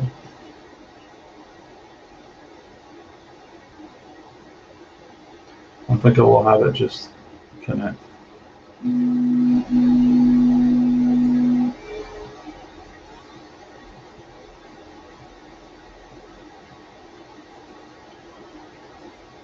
Someone play Hakuna Matata right now. So this guy, he is a knight without a mount, so he's literally going to have a lance type weapon. It's going to be more of a spear, but it'll look more like a lance to tie in with the whole knight vibe, because people don't get off the horses and start throwing lances around. But yeah, it's going to be like a lance and a shield. The other one had claw weapons, and that's how they're going to play in the board game too. He's going to have more range. But if the other character, the lioness character, gets in, she's going to tear you up. Okay, so I angled the eye down, but I still want.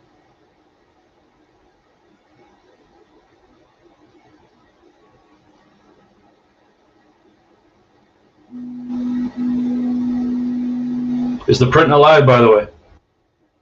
Can anyone hear like the droning of the printer, and is it like crazy loud, or is it not that noticeable?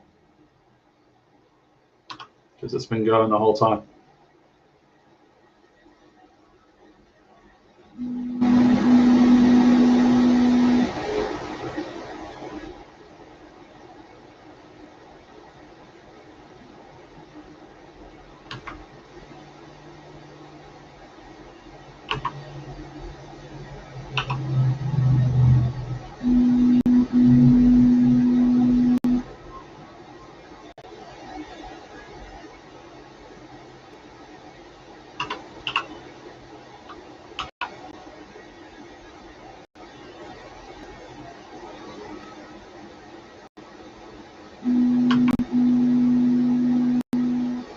This dude looks sick of his shit right now. He's not amused. Okay, cool. I'm glad it can't be heard too bad, because it does drone like hell. Goodness. Okay. So this tusk, this jaw.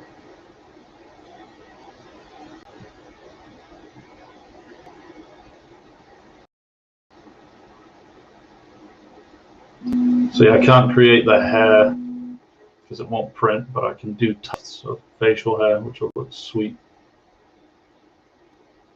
I'll give him some fat eyebrows. He's gonna be an old timer.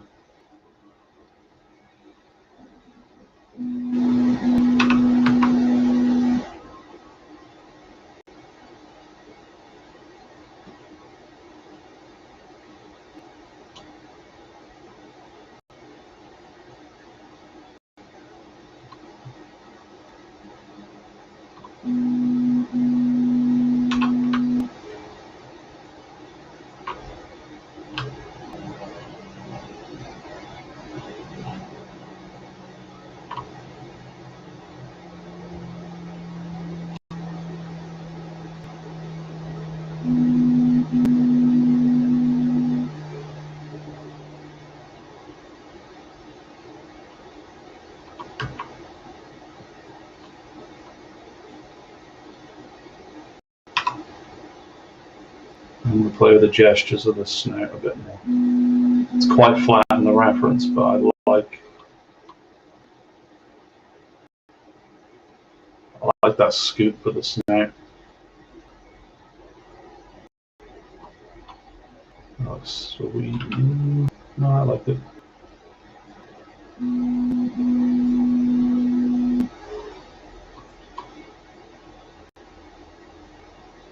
I want this to be as pronounced now, so I'm going to start to smooth that out.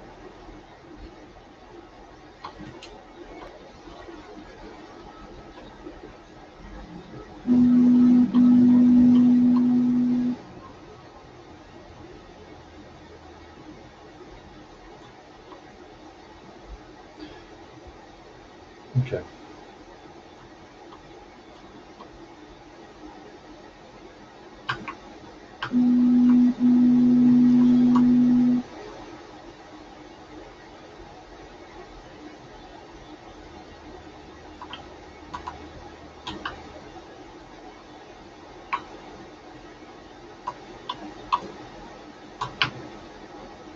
Whoa, easy. There we go. I want a thicker brow at the front.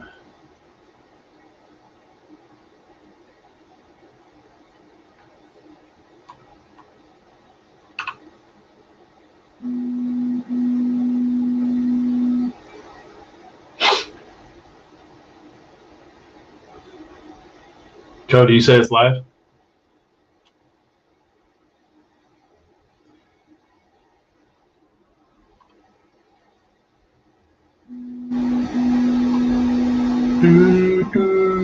Just over and over. It's time to Dynamesh again. Oh, what did I do back here? Fix that. Oh, actually, let me just get the shape of the tusk right because it's looking lumpy right now. Move tool.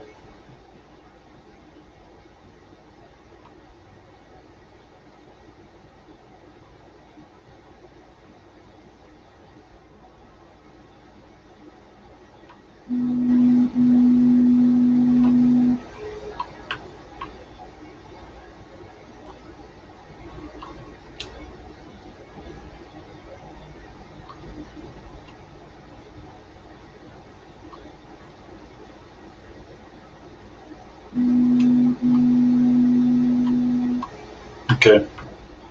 And they shoot up a bit and they really are curved. I think it's a nice shape to replicate.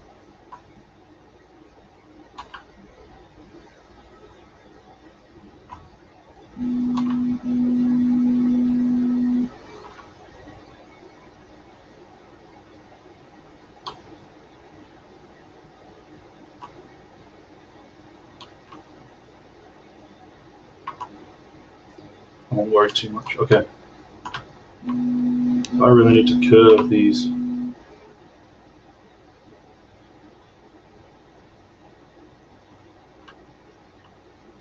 Crazy curving. I'm actually. It's kind of cool how curvy they are. Come on, be my friend. There we go.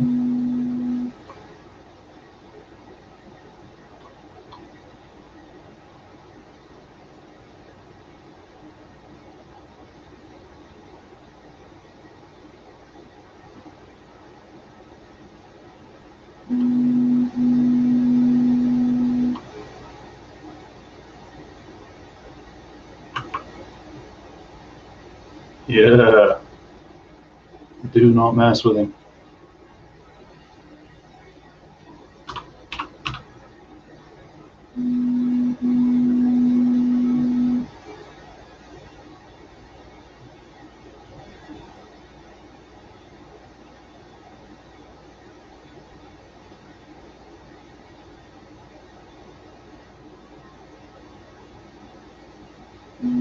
Very cool.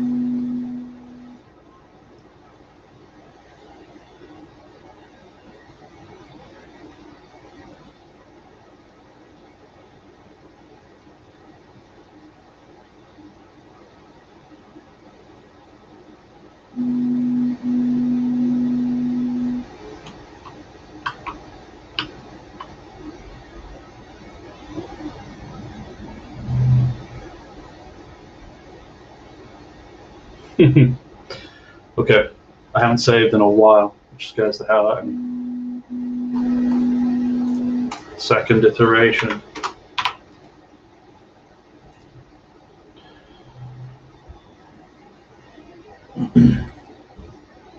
Yeah, we're trying not to detail too much right now. The key to this is making sure the shapes are all perfect. Because if I put too much detail in too early and I want to change a big thing, like the whole shape of his head or something, it becomes a mess.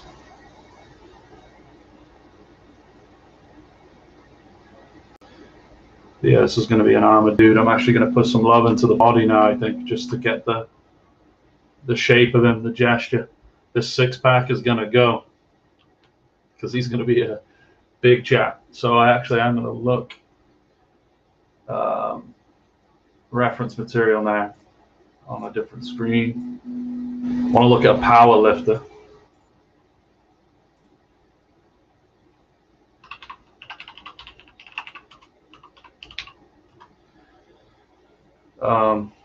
Because they typically are a lot chunkier.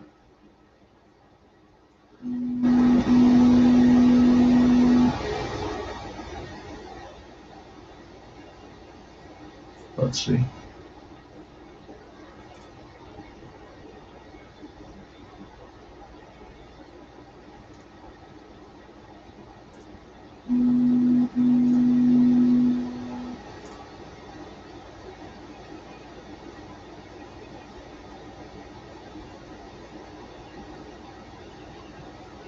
You gave me a million loves.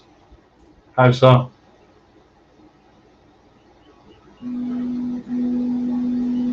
Okay. So I think I found it perfect.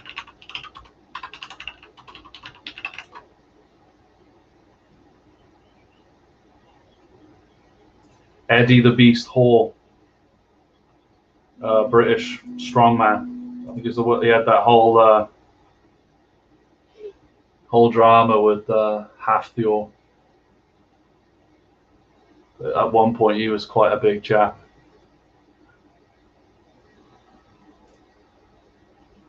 I need good lighting though. He was a big boy.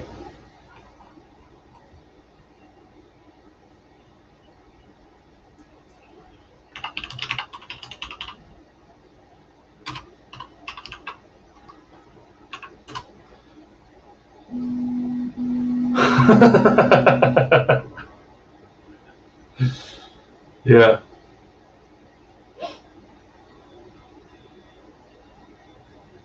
What's the best image I can grab here?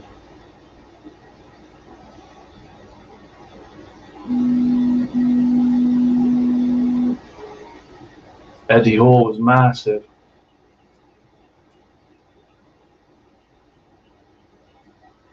What a chap.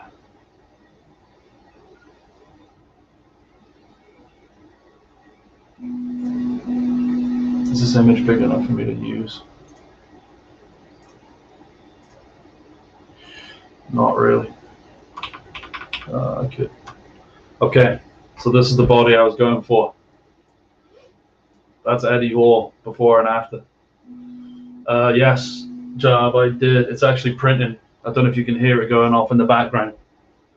I had to make some fixes, but all that effort and the cape and all the other crazy things I was doing makes this tiny little thing. And I mean, the camera, it's not good enough to get the details. There were some breaks in the base and stuff. It's printing right now, and it's taking about 12 hours to do. But yeah, I'm going to use so the thing with Eddie Hall is he had a big drama with Halfthor over the world's strongest man. He beat him, and then there was Halfthor was peed off because he had a false rep. So he did a rep, and the judge said that wasn't a proper rep, so do it again. And I think that's what cost him. And so Eddie Hall ended up winning that year. They had a bunch of beef, yada, yada, yada. So they actually agreed to fight each other. There's actually a boxing fight happening between the guy from Game of Thrones and this guy. And I've obviously got to rep Eddie Hall because he's a Brit. But this is what he's looking like now, that he's training to be a fighter. Whereas the one on the left, it was just pure power and he didn't really care. And I'm going to use this body shape, just extremely broad, extended belly. We're going to go with that. I think I posted. Did I post? I posted on Facebook an image, but it's through Realmstrider page, not my own. And I kind of zoomed in and tried to use filters and stuff to make the details pop. But anyway, let's turn this guy into Eddie Hall. Take the body layer. Did I save? I did already save. We'll use this move tool. Sorry, six pack.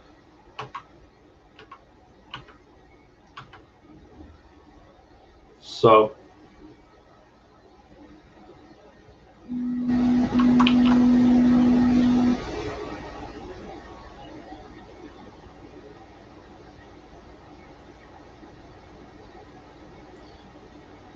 more volume in the chest.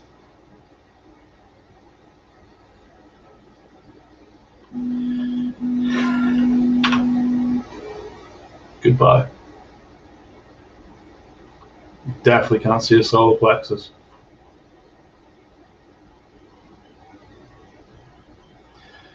There is kind of a line down the middle though, so I'll keep that kind of blur, and he still has the V shape.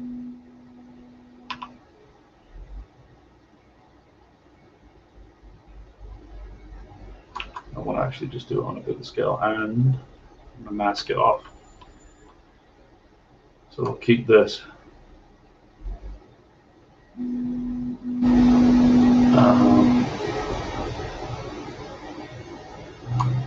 keep this as well. We'll keep this.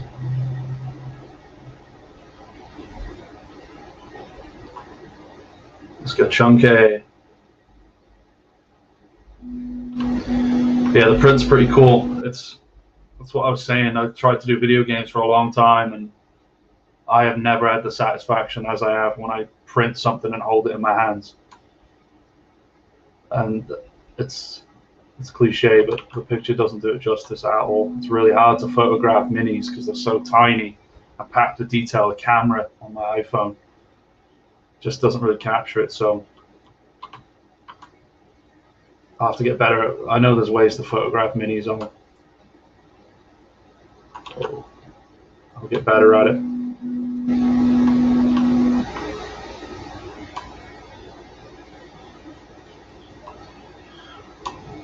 Feather this. Belly tag.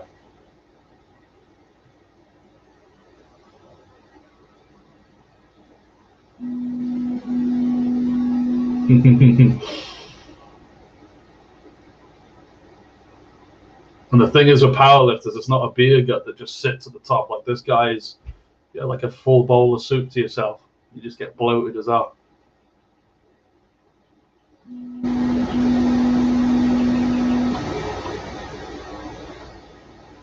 Like it's distended. It's not so narrow either. It kind of comes out the sides.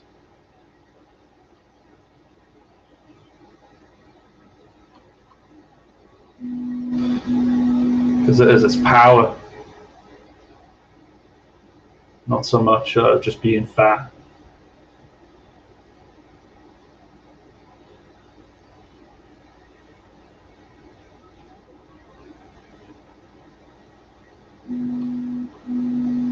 You're looking strong already.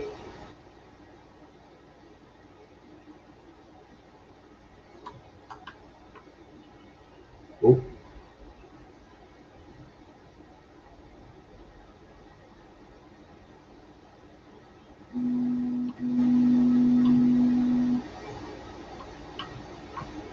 Big chap. A full bowl of soup, yeah. Or pho. I drink a full, like if I have Vietnamese, I'll eat all the food, then I'll drink the broth as well. And I'm just like walking around and I feel like a fish tank with legs. You can hear the liquid like glooping. But that's what I look like, minus the world class strength. So what's interesting about all this is, again, this guy's going to be clad in a bunch of armor. So I'm not really going to see much of his anatomy. I just want to make sure it's right. silhouette wise, and for silhouette you've got this little box top left. So if he looks powerful enough there, it works for me.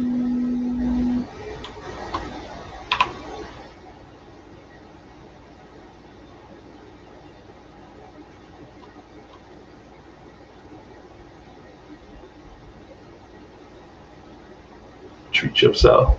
Exactly.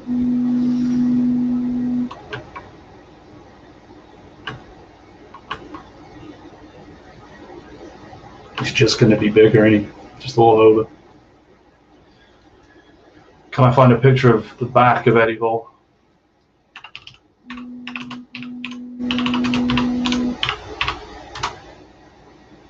Yes, I can. He's just a stack there as well. It doesn't even look real.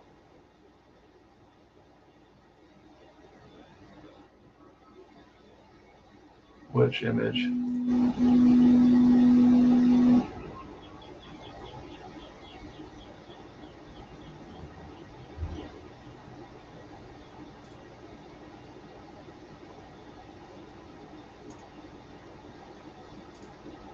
Using this image for the anatomy of the back. It's way less defined. He's chunky as it is at the bottom, and then he just, his lats just a lot of neck muscles, and then yeah, he doesn't. So yeah, I'll be using that right now.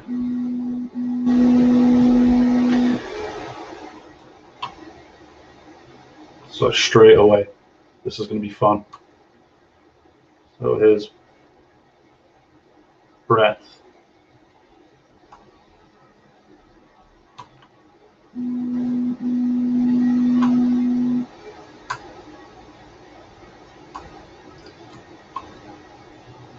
No, let's include.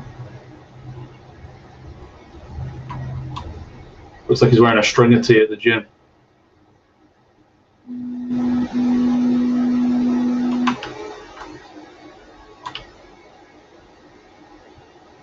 Ah, wrong freaking type.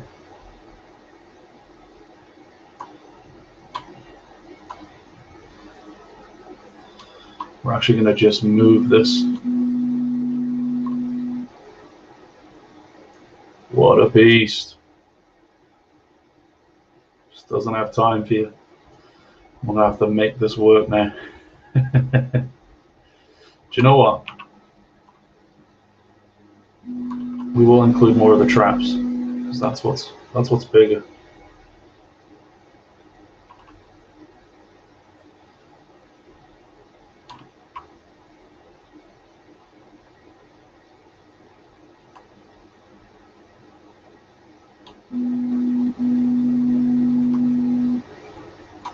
Feather it, move it. Ooh, I've caught.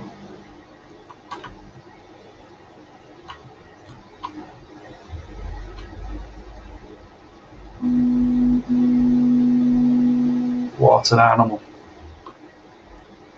Good for you, Eddie Hall. Right? Yeah, he definitely could. He's literally doing the car pull in that image. So that can be problematic. I'm gonna have to do a lot of fixing.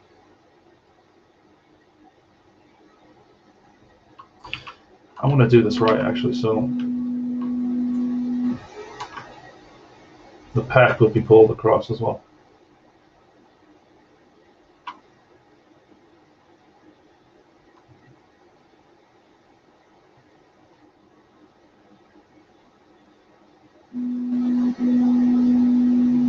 Yeah, let's try that.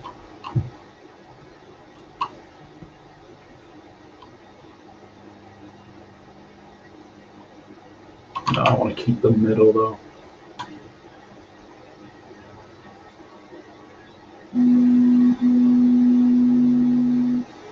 Ah! There we go.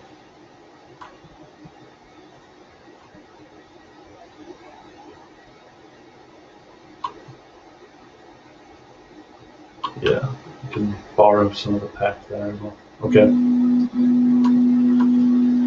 So this is going to need some fixing.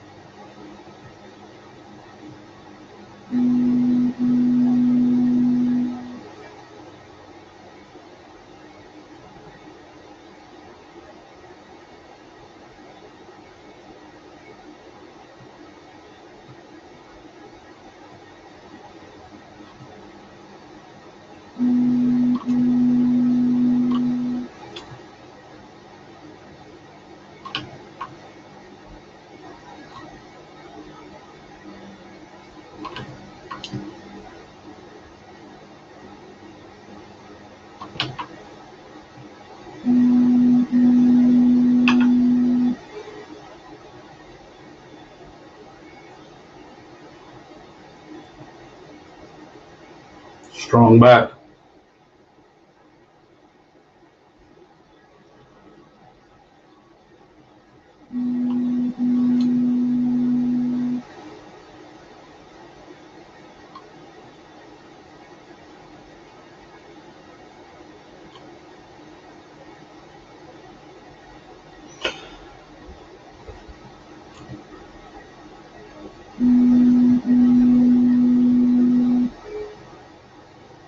Okay.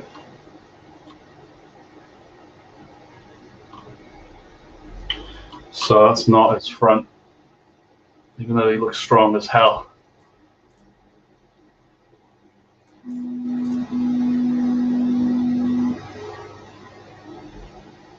His belly takes up more of that real estate.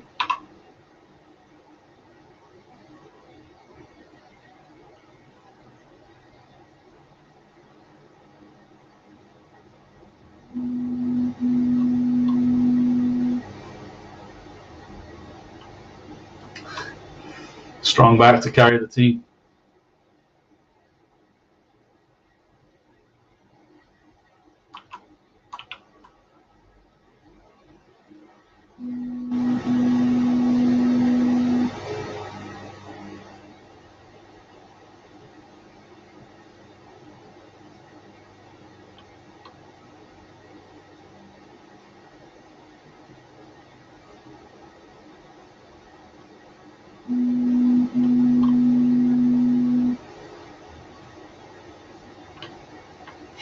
His legs look funny now compared.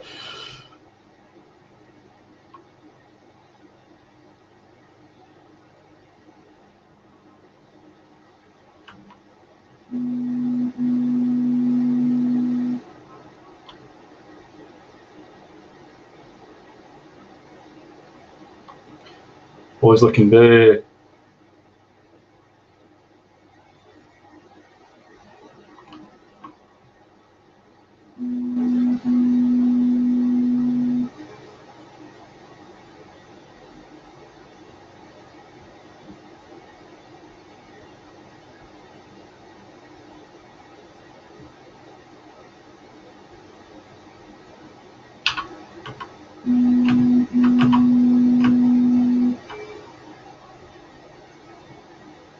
Okay.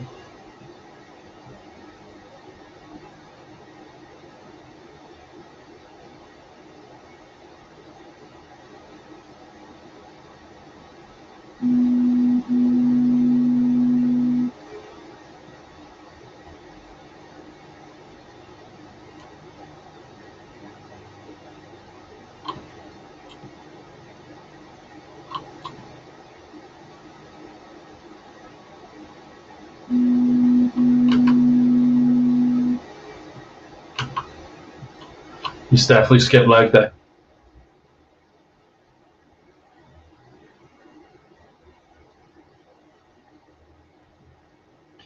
It's like when a big chap wears skinny jeans.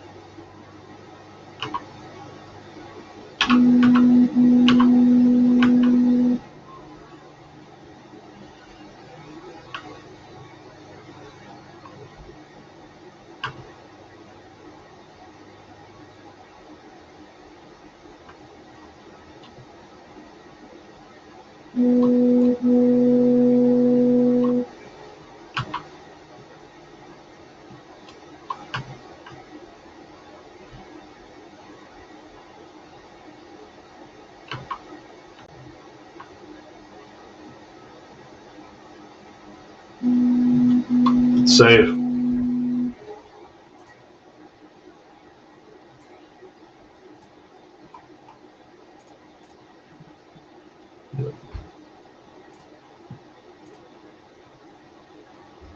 Holy smokes, it's already nearly 11. Can't believe I've been doing this for 3 hours already. Time flies. I want to keep these legs anatomy-wise, but I want them beefier. I wonder if this will work. Let's see.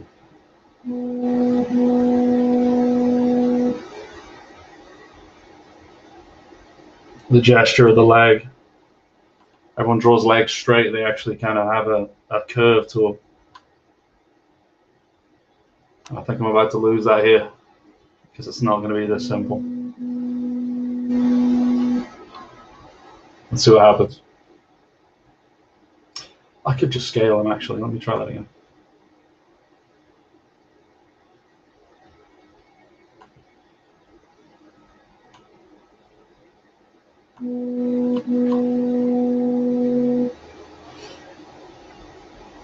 %13 done on my print. There you go. Some legs.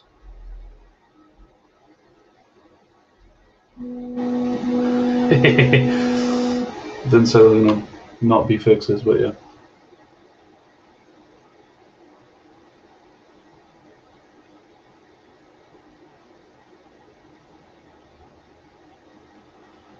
Looks like we're gonna have to give him more of a butt to support these legs.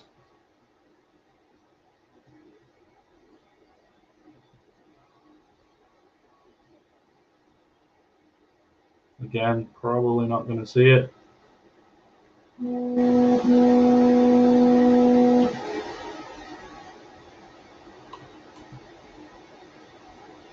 This butt crack is like cavernous right now, which is not needed.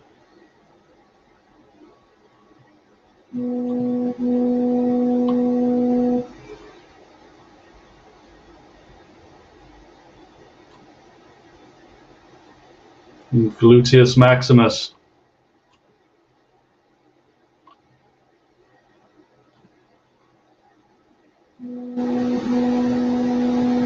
Hey, we're all hanging out, watching me sculpt the butt. It looks hilarious. So I need to smooth it way more.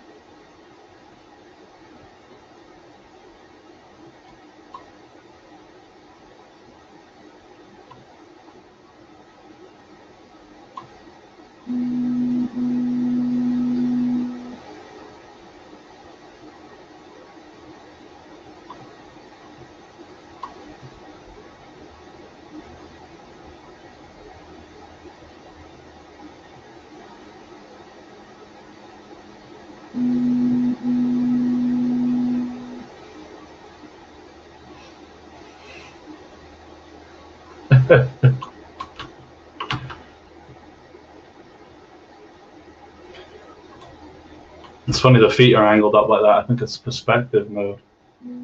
Where's my perspective toggle? Always lose it. Move, frame, blah, blah, blah. Here. They're just angled up as it is. Well, he's having hooves anyway. Because this is minis as well, I'm telling you right now, those hands are too small. Start to play with the proportions a bit more. Purely, I mean, it just makes for a more fun sculpt, but. Oh, come on.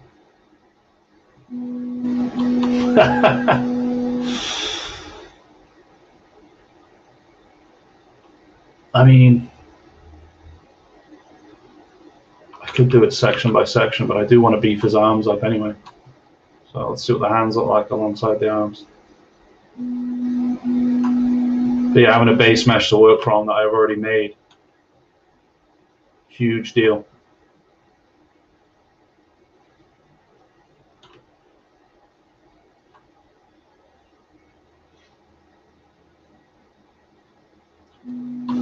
I'll look at the anatomy of the hooves, but yeah, probably full on. Let's see what I can get away with scaling this right now. If I just scale uniform, do it like that. Yes, big man. Looks like an action figure now.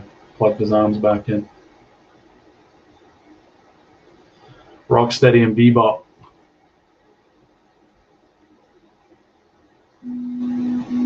Yeah, this dude would destroy you.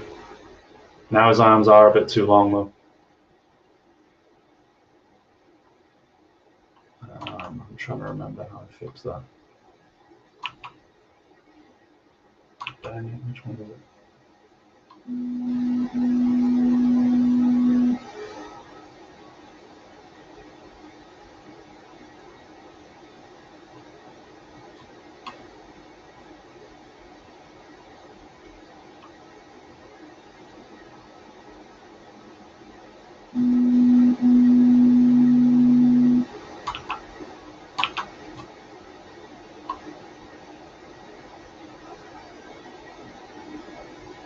No, I want to keep the size.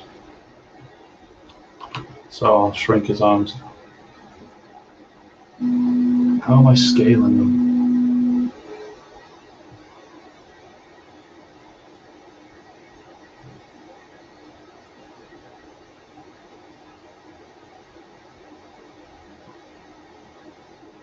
That's made his fingers weird though.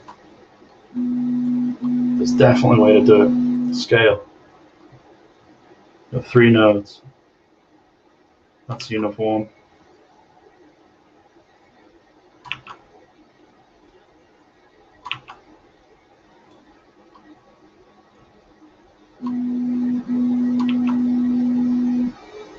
Right. So it's got to be this one then.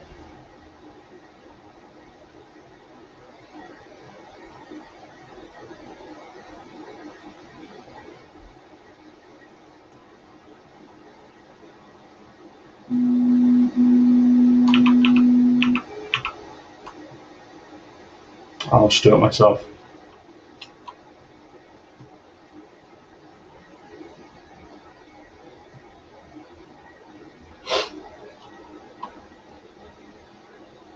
Wooden Yeezy shades, yeah. The base should be fine. I just know that these arms are too long and I'm trying to scale it. But it's going to be too difficult anyway, so what we'll do.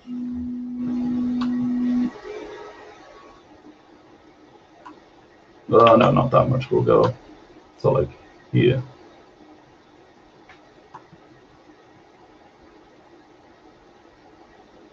Ah, no. Don't forget to mask everything off.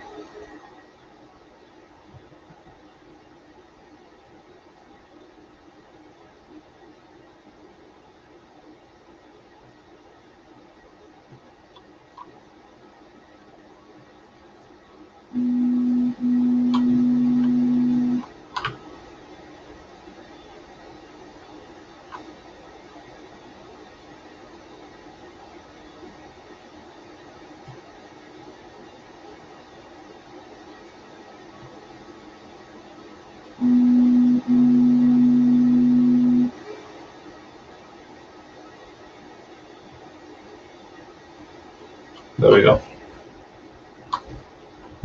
Looks like he's wearing a long sleeve t-shirt, which is pretty funny. He's going to have a shield.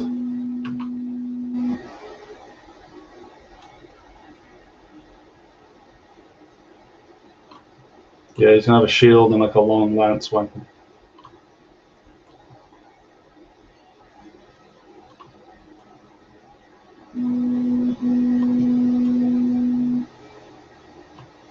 the extreme change.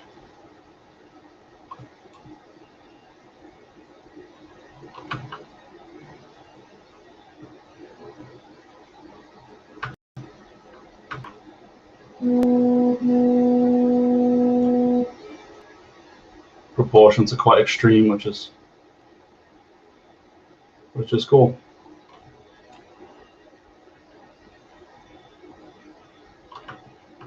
Again, probably won't see most of this.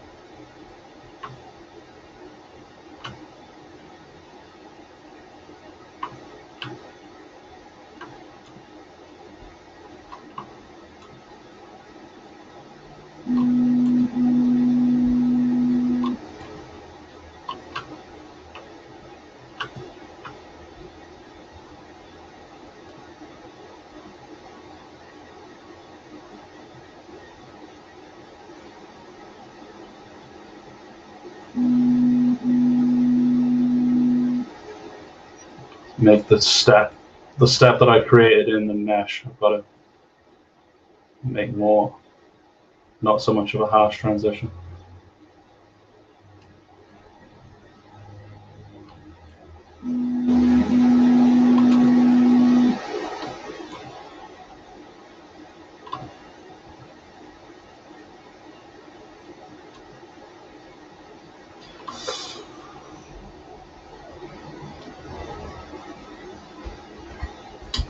You stay safe too, Easy. Thanks for chiming in, man. Until the next sculpt.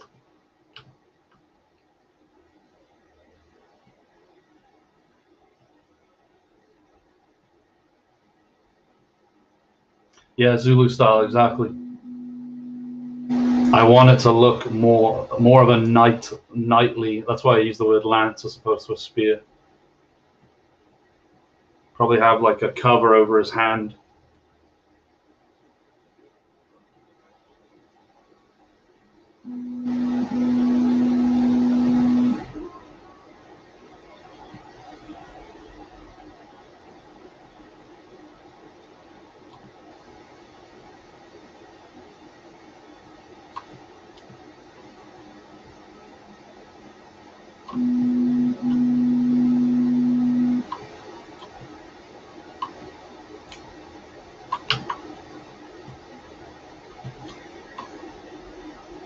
Okay,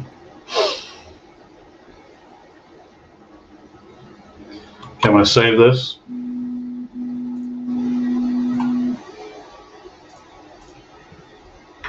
And start posing him too.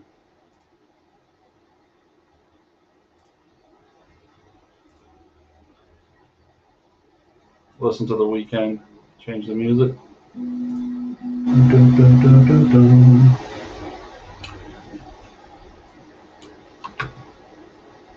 Yeah, let's look at this head now in relation.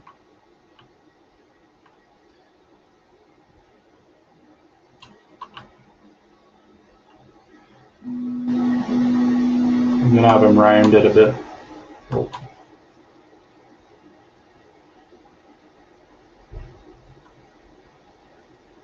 Yeah, exactly.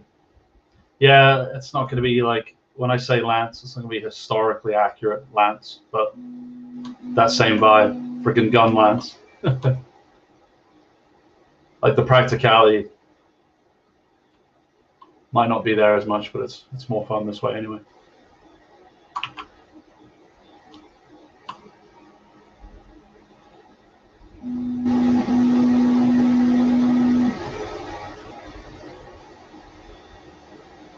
Da, da, da, da, da, da.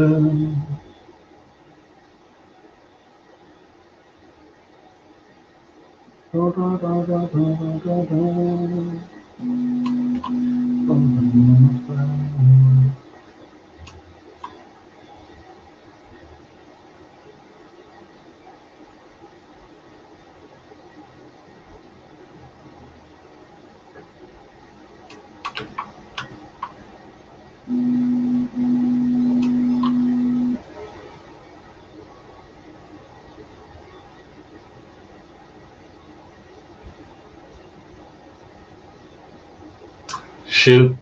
Well, after we chatted about the fact that all those knobs on his face makes him like a battering ram type thing.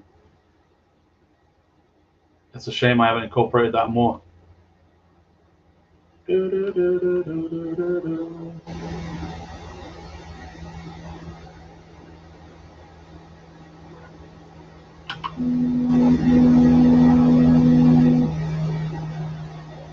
His head definitely has to be sunk in more.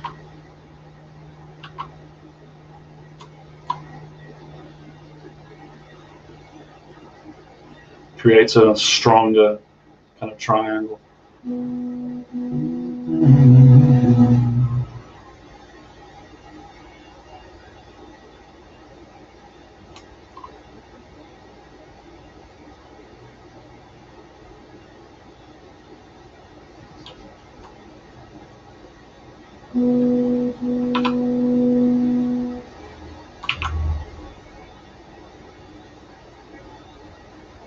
What's going on?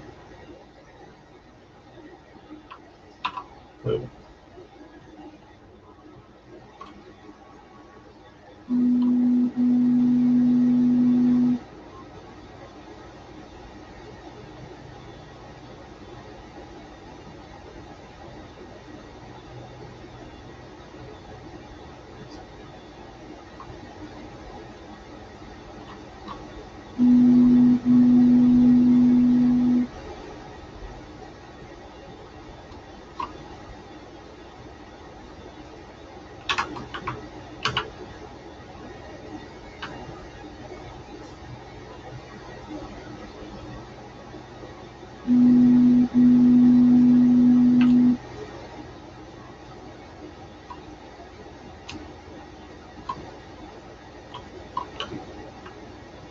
Yeah, he looks like a stout bugger. Yeah, battering ram helm would be sweet. I didn't even add his mutton chops either yet.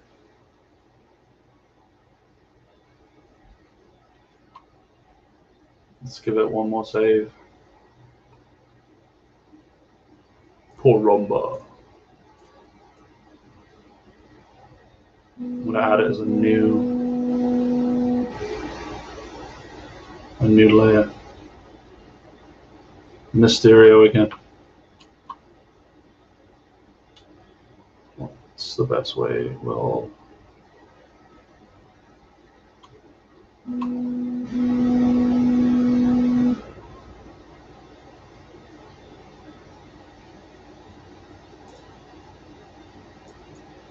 two seconds.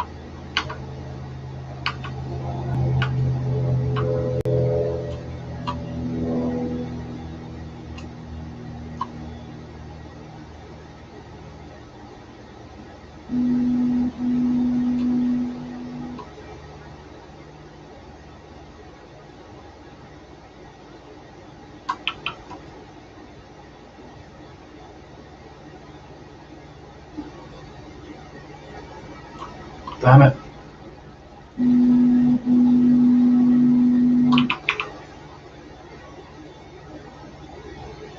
I need to make sure that's positioned exactly in the middle for the mirror geometry. Position. It's got to be 0. Perfect. I can play with that.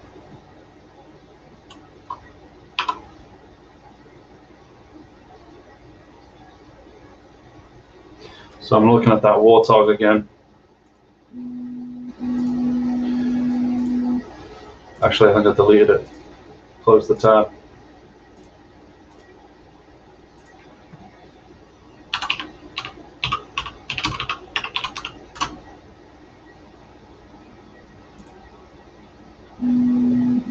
bit of the side.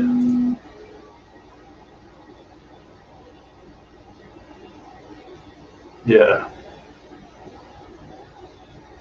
They are freaky looking, man, with that stringy hair.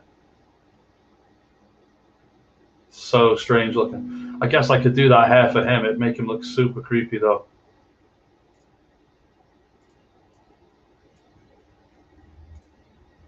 Just like, so, like a thinning man, a thinning hair of an old man, or like an emo.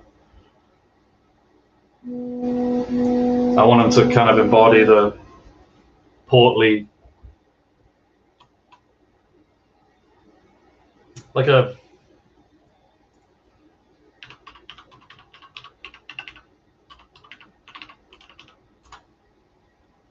let's see if this works.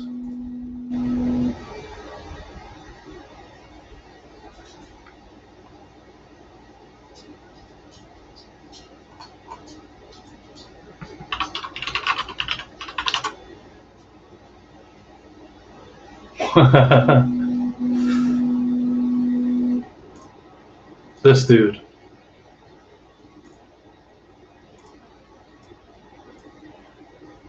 Want to get that vibe going. Not really with the mustache, but this. Ferocious. African braids could work.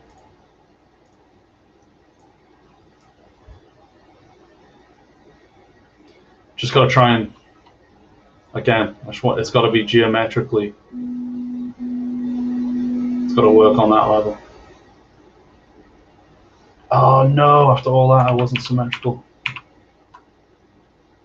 Just that one forward. Boom.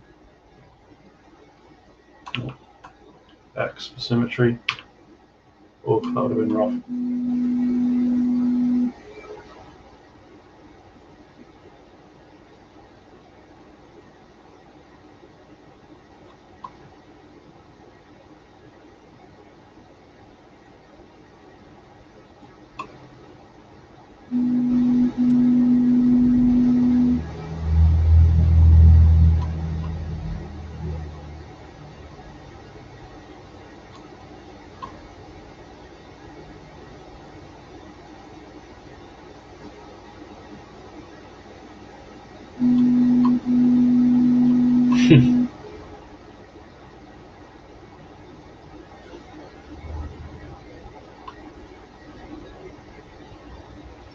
So funny.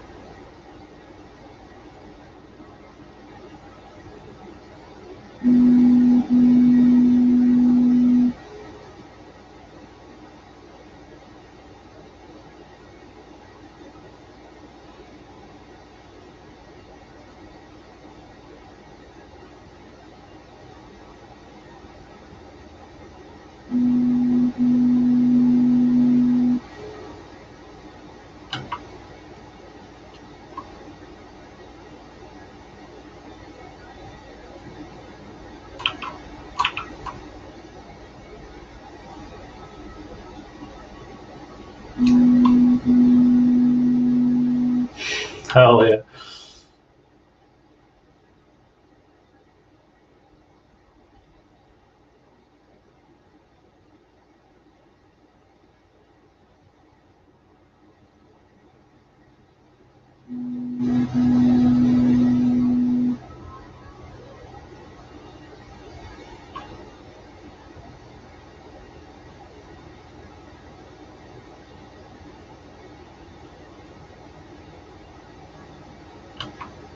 Nice.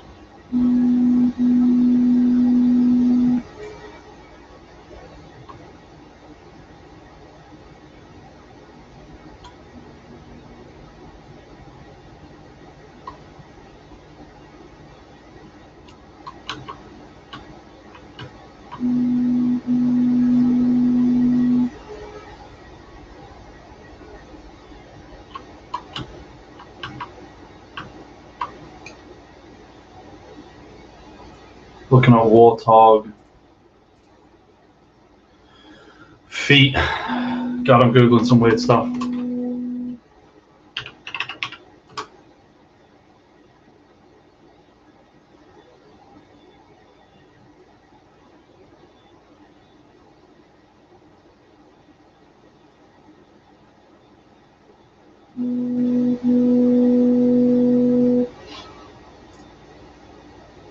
Perfect.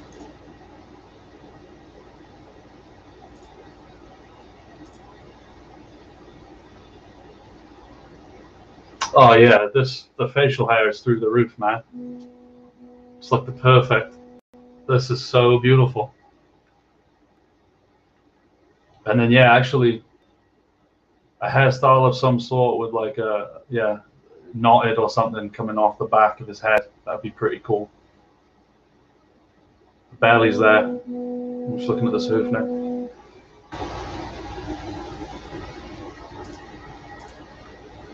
So yeah, more reference.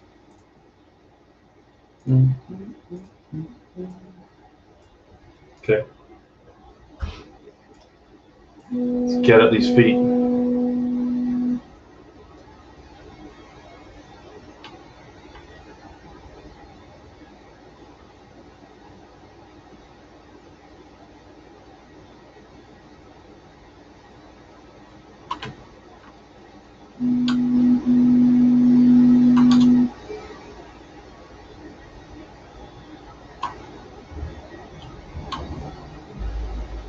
Split head. Delete those.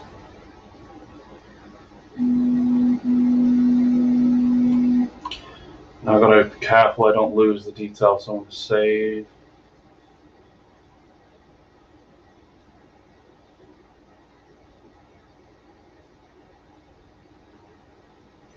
Yeah, it's the mohawk, that is. That is Bebop, isn't it? I was thinking that as well.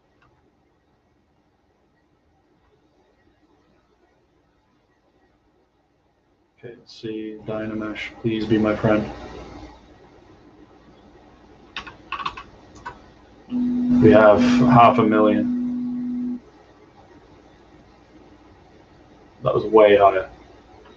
Not necessary. Control Z.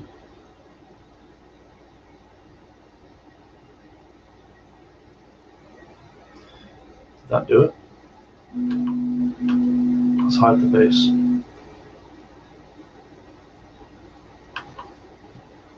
That did do it.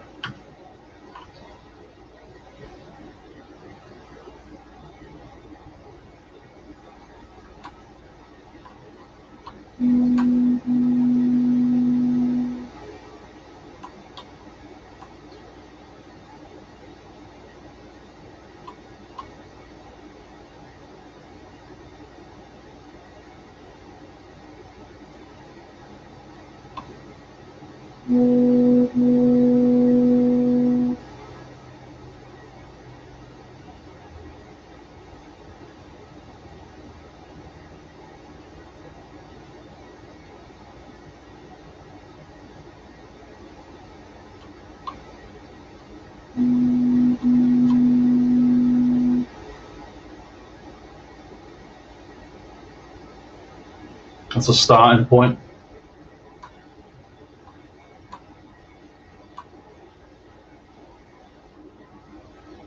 No.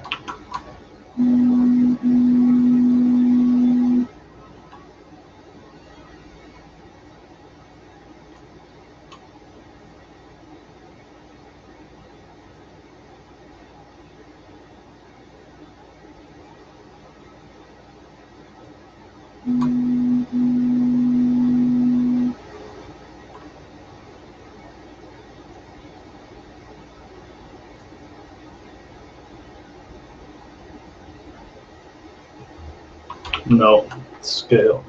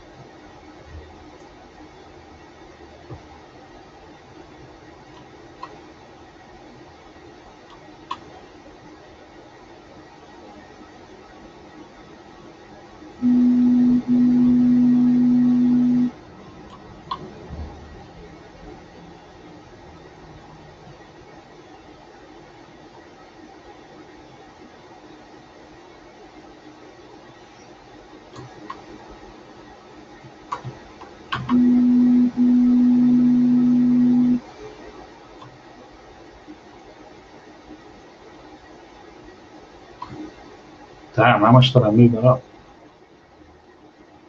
It's Dynamesh again.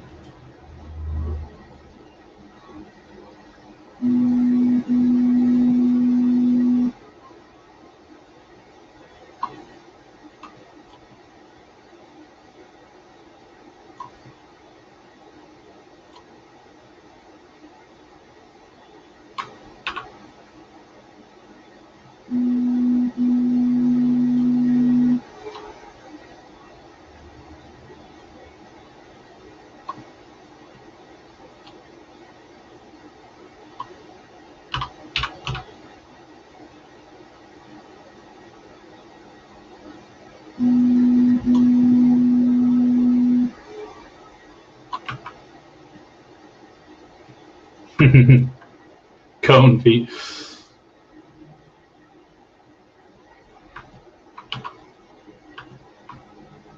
Let's fix it.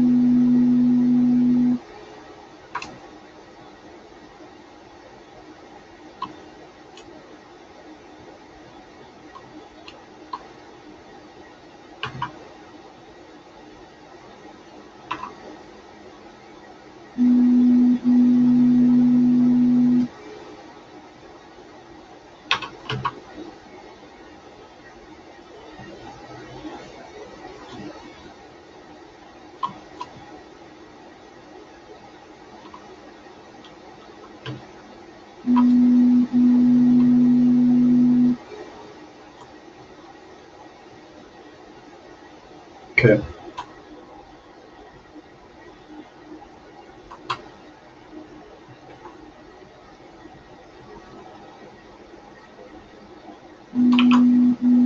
Damn it.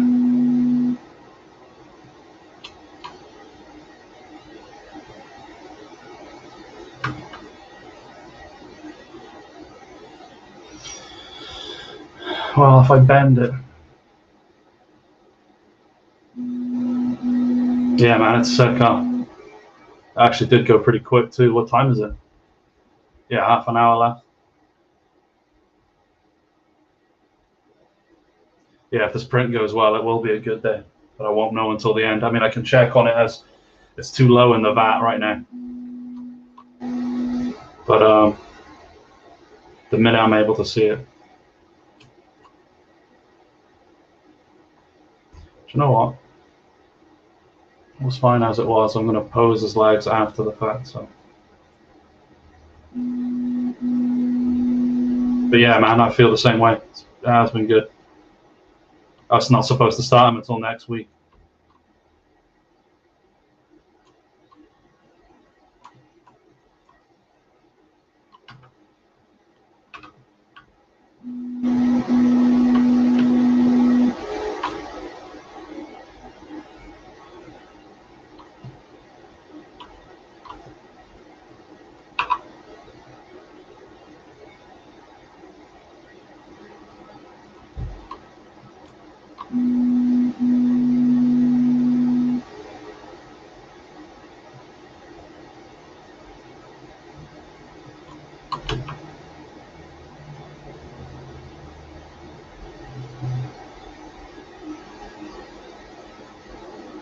If anything, let's see.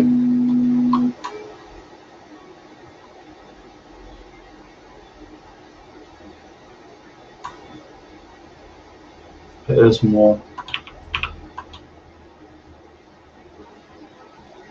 I think it was okay the way it was. It looks silly because he's tiptoeing, but when I actually pose him and put weight on the legs, it shouldn't look too dumb. Sometimes stuff just looks stupid to start out.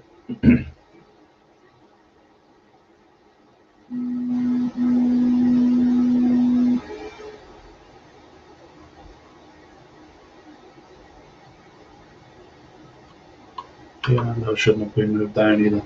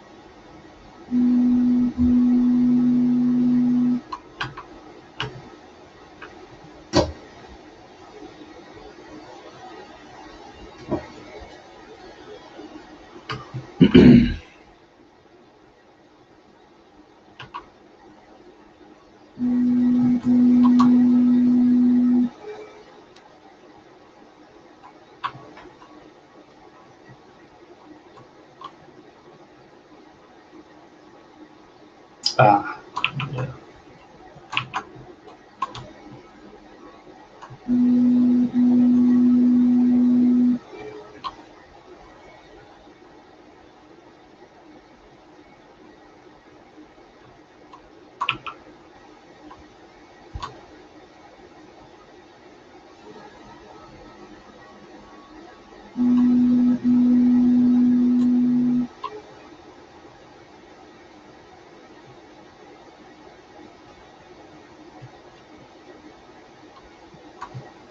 Dynamash.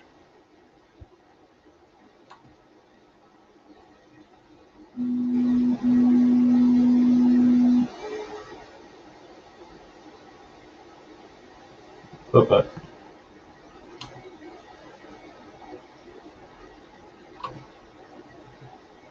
Oh.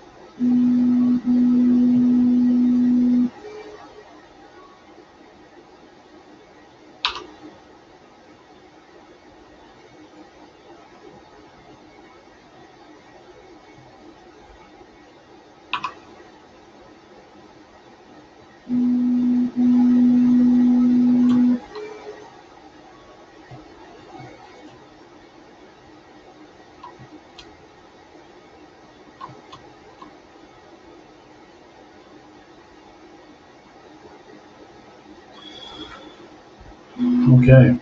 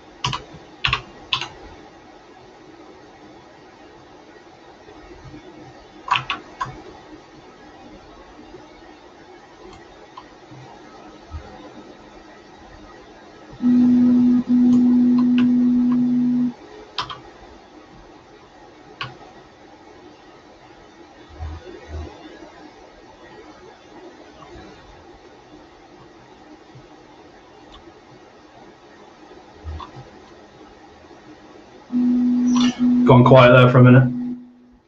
High focus.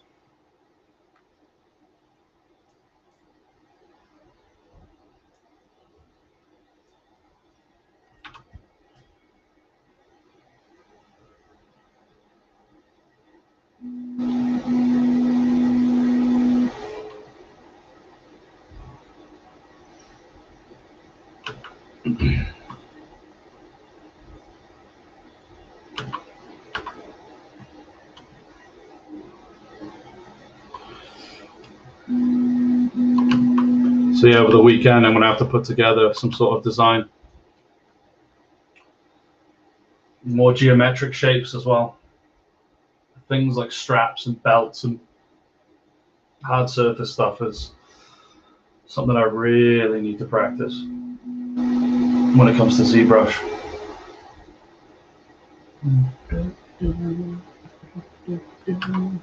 I'll have to listen to that for a minute.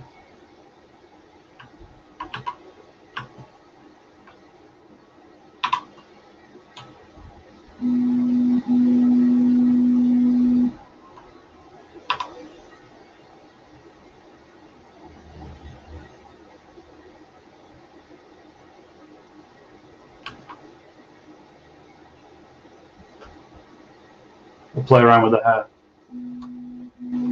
We'll save as well.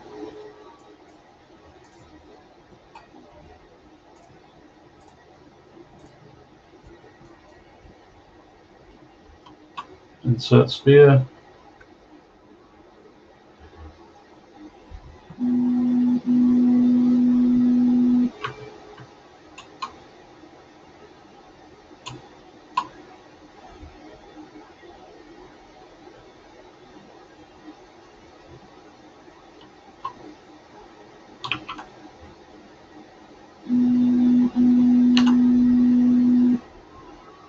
Let's get that positioned at 0.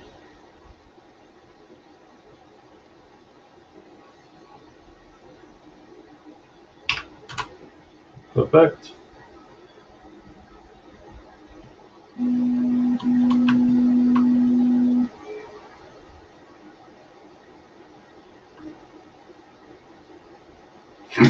So much better with the hairstyle. It looks way more human though. That's hilarious, man.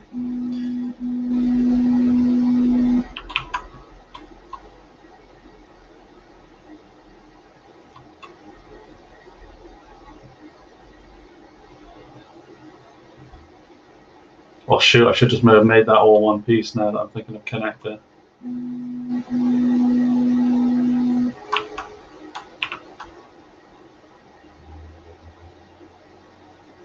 Oh no, I've done it again. No symmetry. Let's try that. X.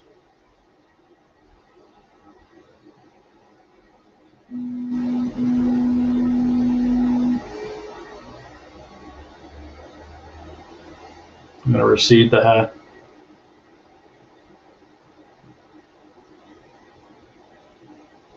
Got that Vegeta.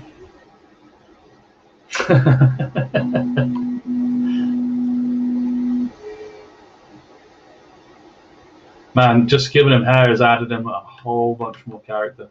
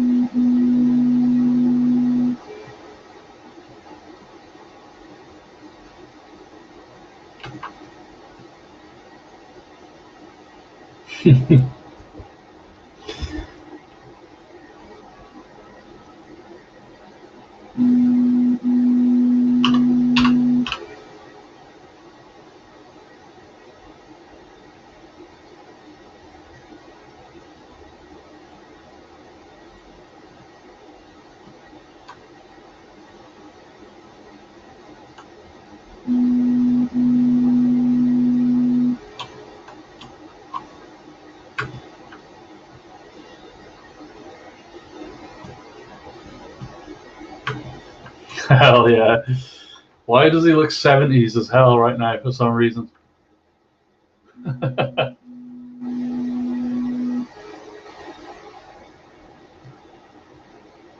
That is hilarious. I'm down. I'm here for it. Let's Dynamesh.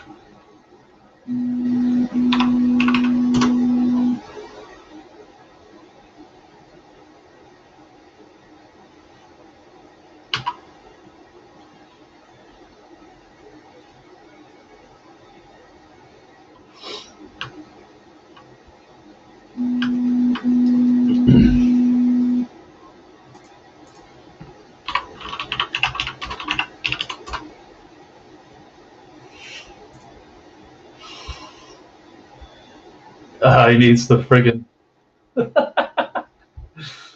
It's not far off. But he's got the long.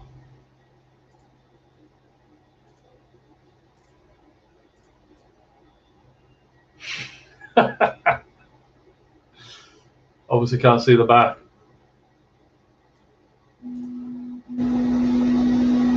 But yeah, where Bebop takes it to like a punk aesthetic. I'm trying to keep it like noble.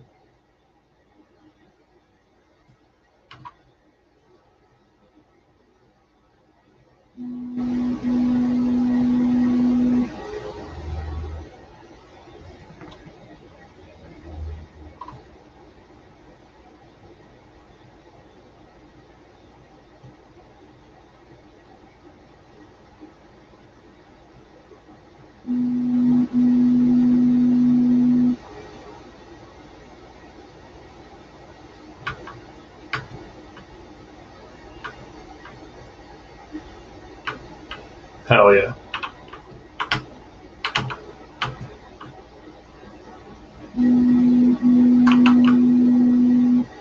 And that's like that whole concept in question earlier. I didn't concept any of it, and it's kind of just playing. Yeah, exactly. I had a little bow tie on the end of his little on the end of his knot at the back. But yeah, speaking more to that and not having the concept, it's just more fun for me.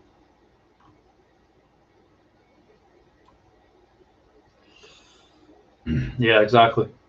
Red cup.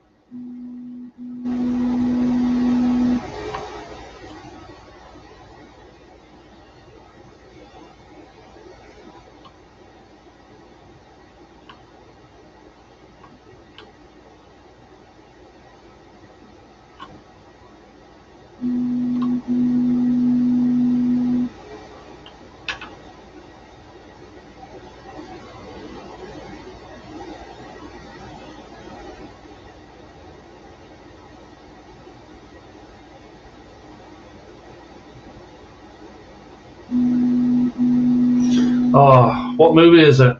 Michael Sheen. What movie is he in?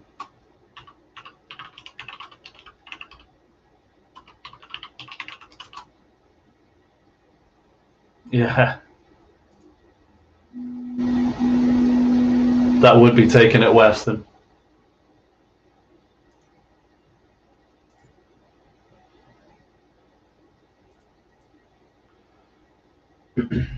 But this vibe.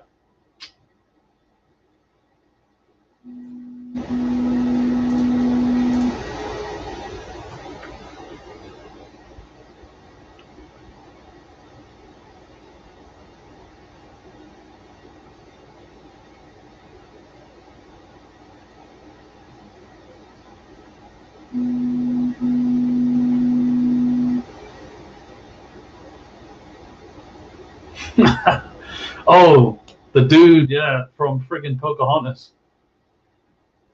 The villain.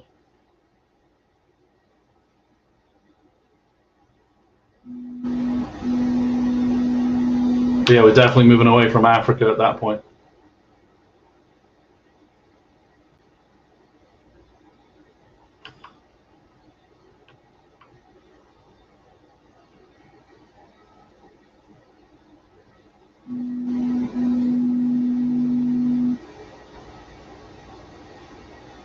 So cool. Very happy with it.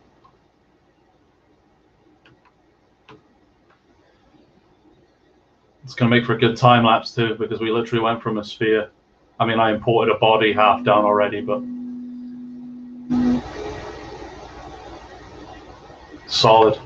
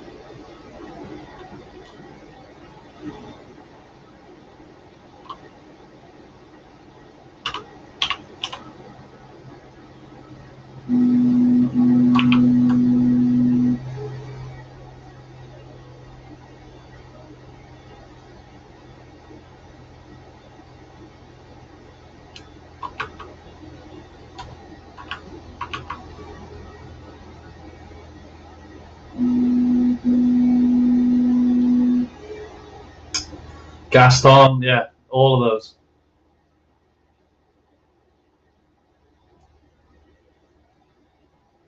Gaston. That's what it is.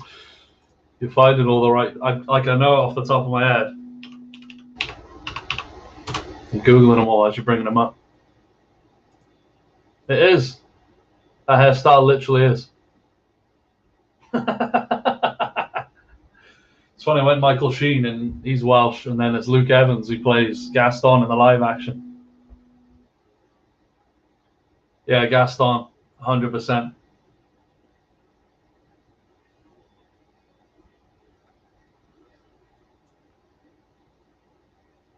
Yeah, man, why not? Let's embrace it. It's probably going to work really well if I flare the.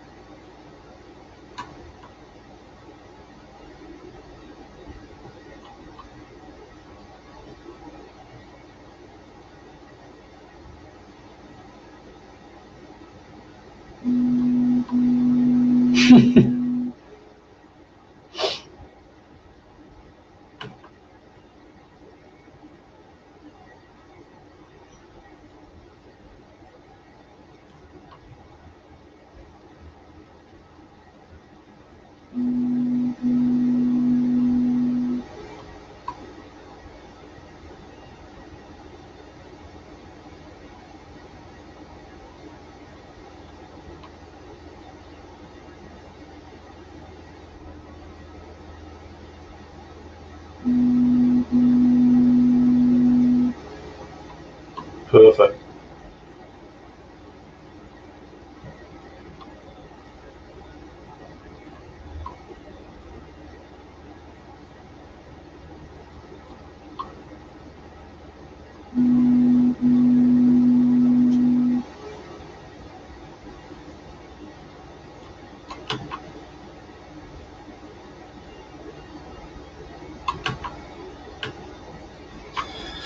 Perfect.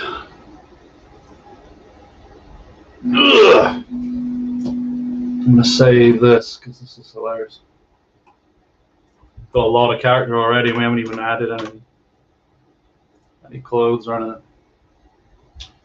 How did that movie play out?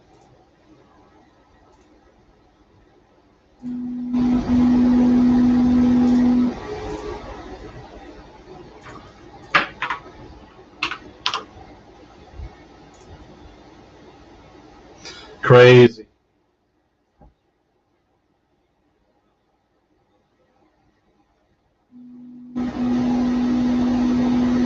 Yeah, the beginning's always, you always get a lot done.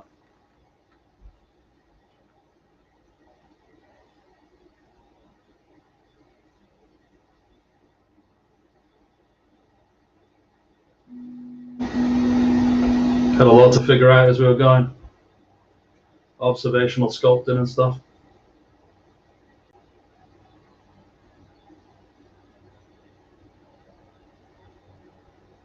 We bloated them out.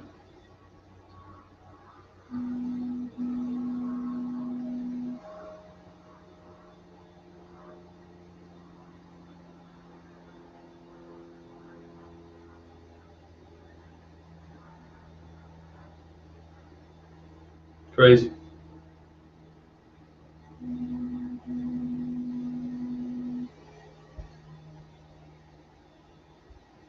The hair completes it, man. It's so badass.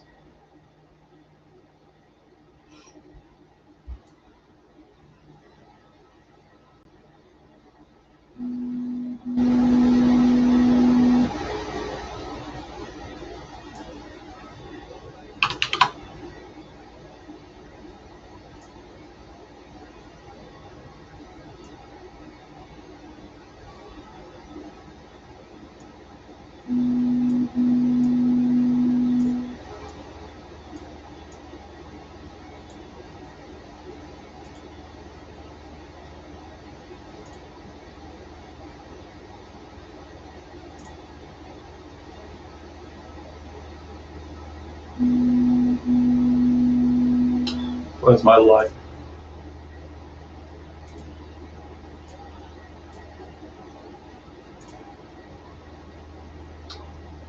Ah.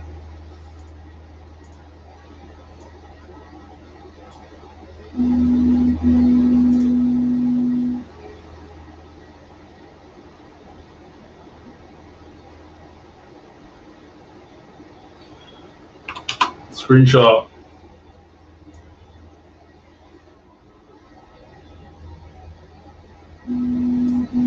Actually, one more.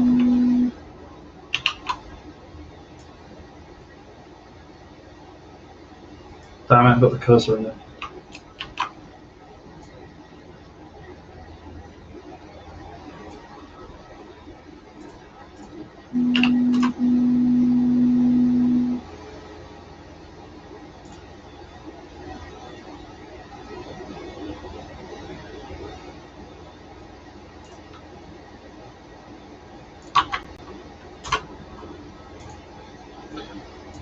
Okay. We're about 10 minutes shy, but I think I'm good. That was a lot of flexing. Creative muscles.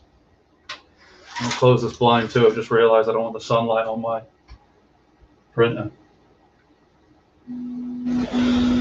But yeah, I think I'll call that a wrap.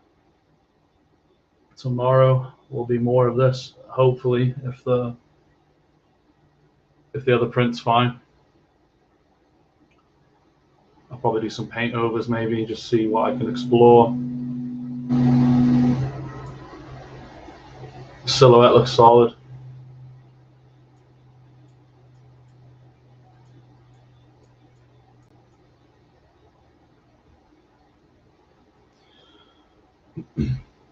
Yeah, not a bad day's work.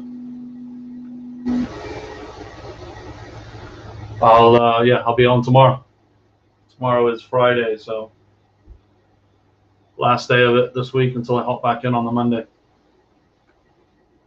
And yeah, this is shaping up to be it'll probably be my favorite of the two. It'll be cool to see them face off. Thanks to everyone that hung out.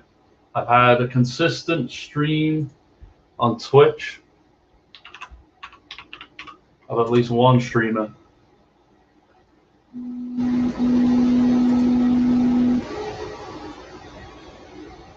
Let's see.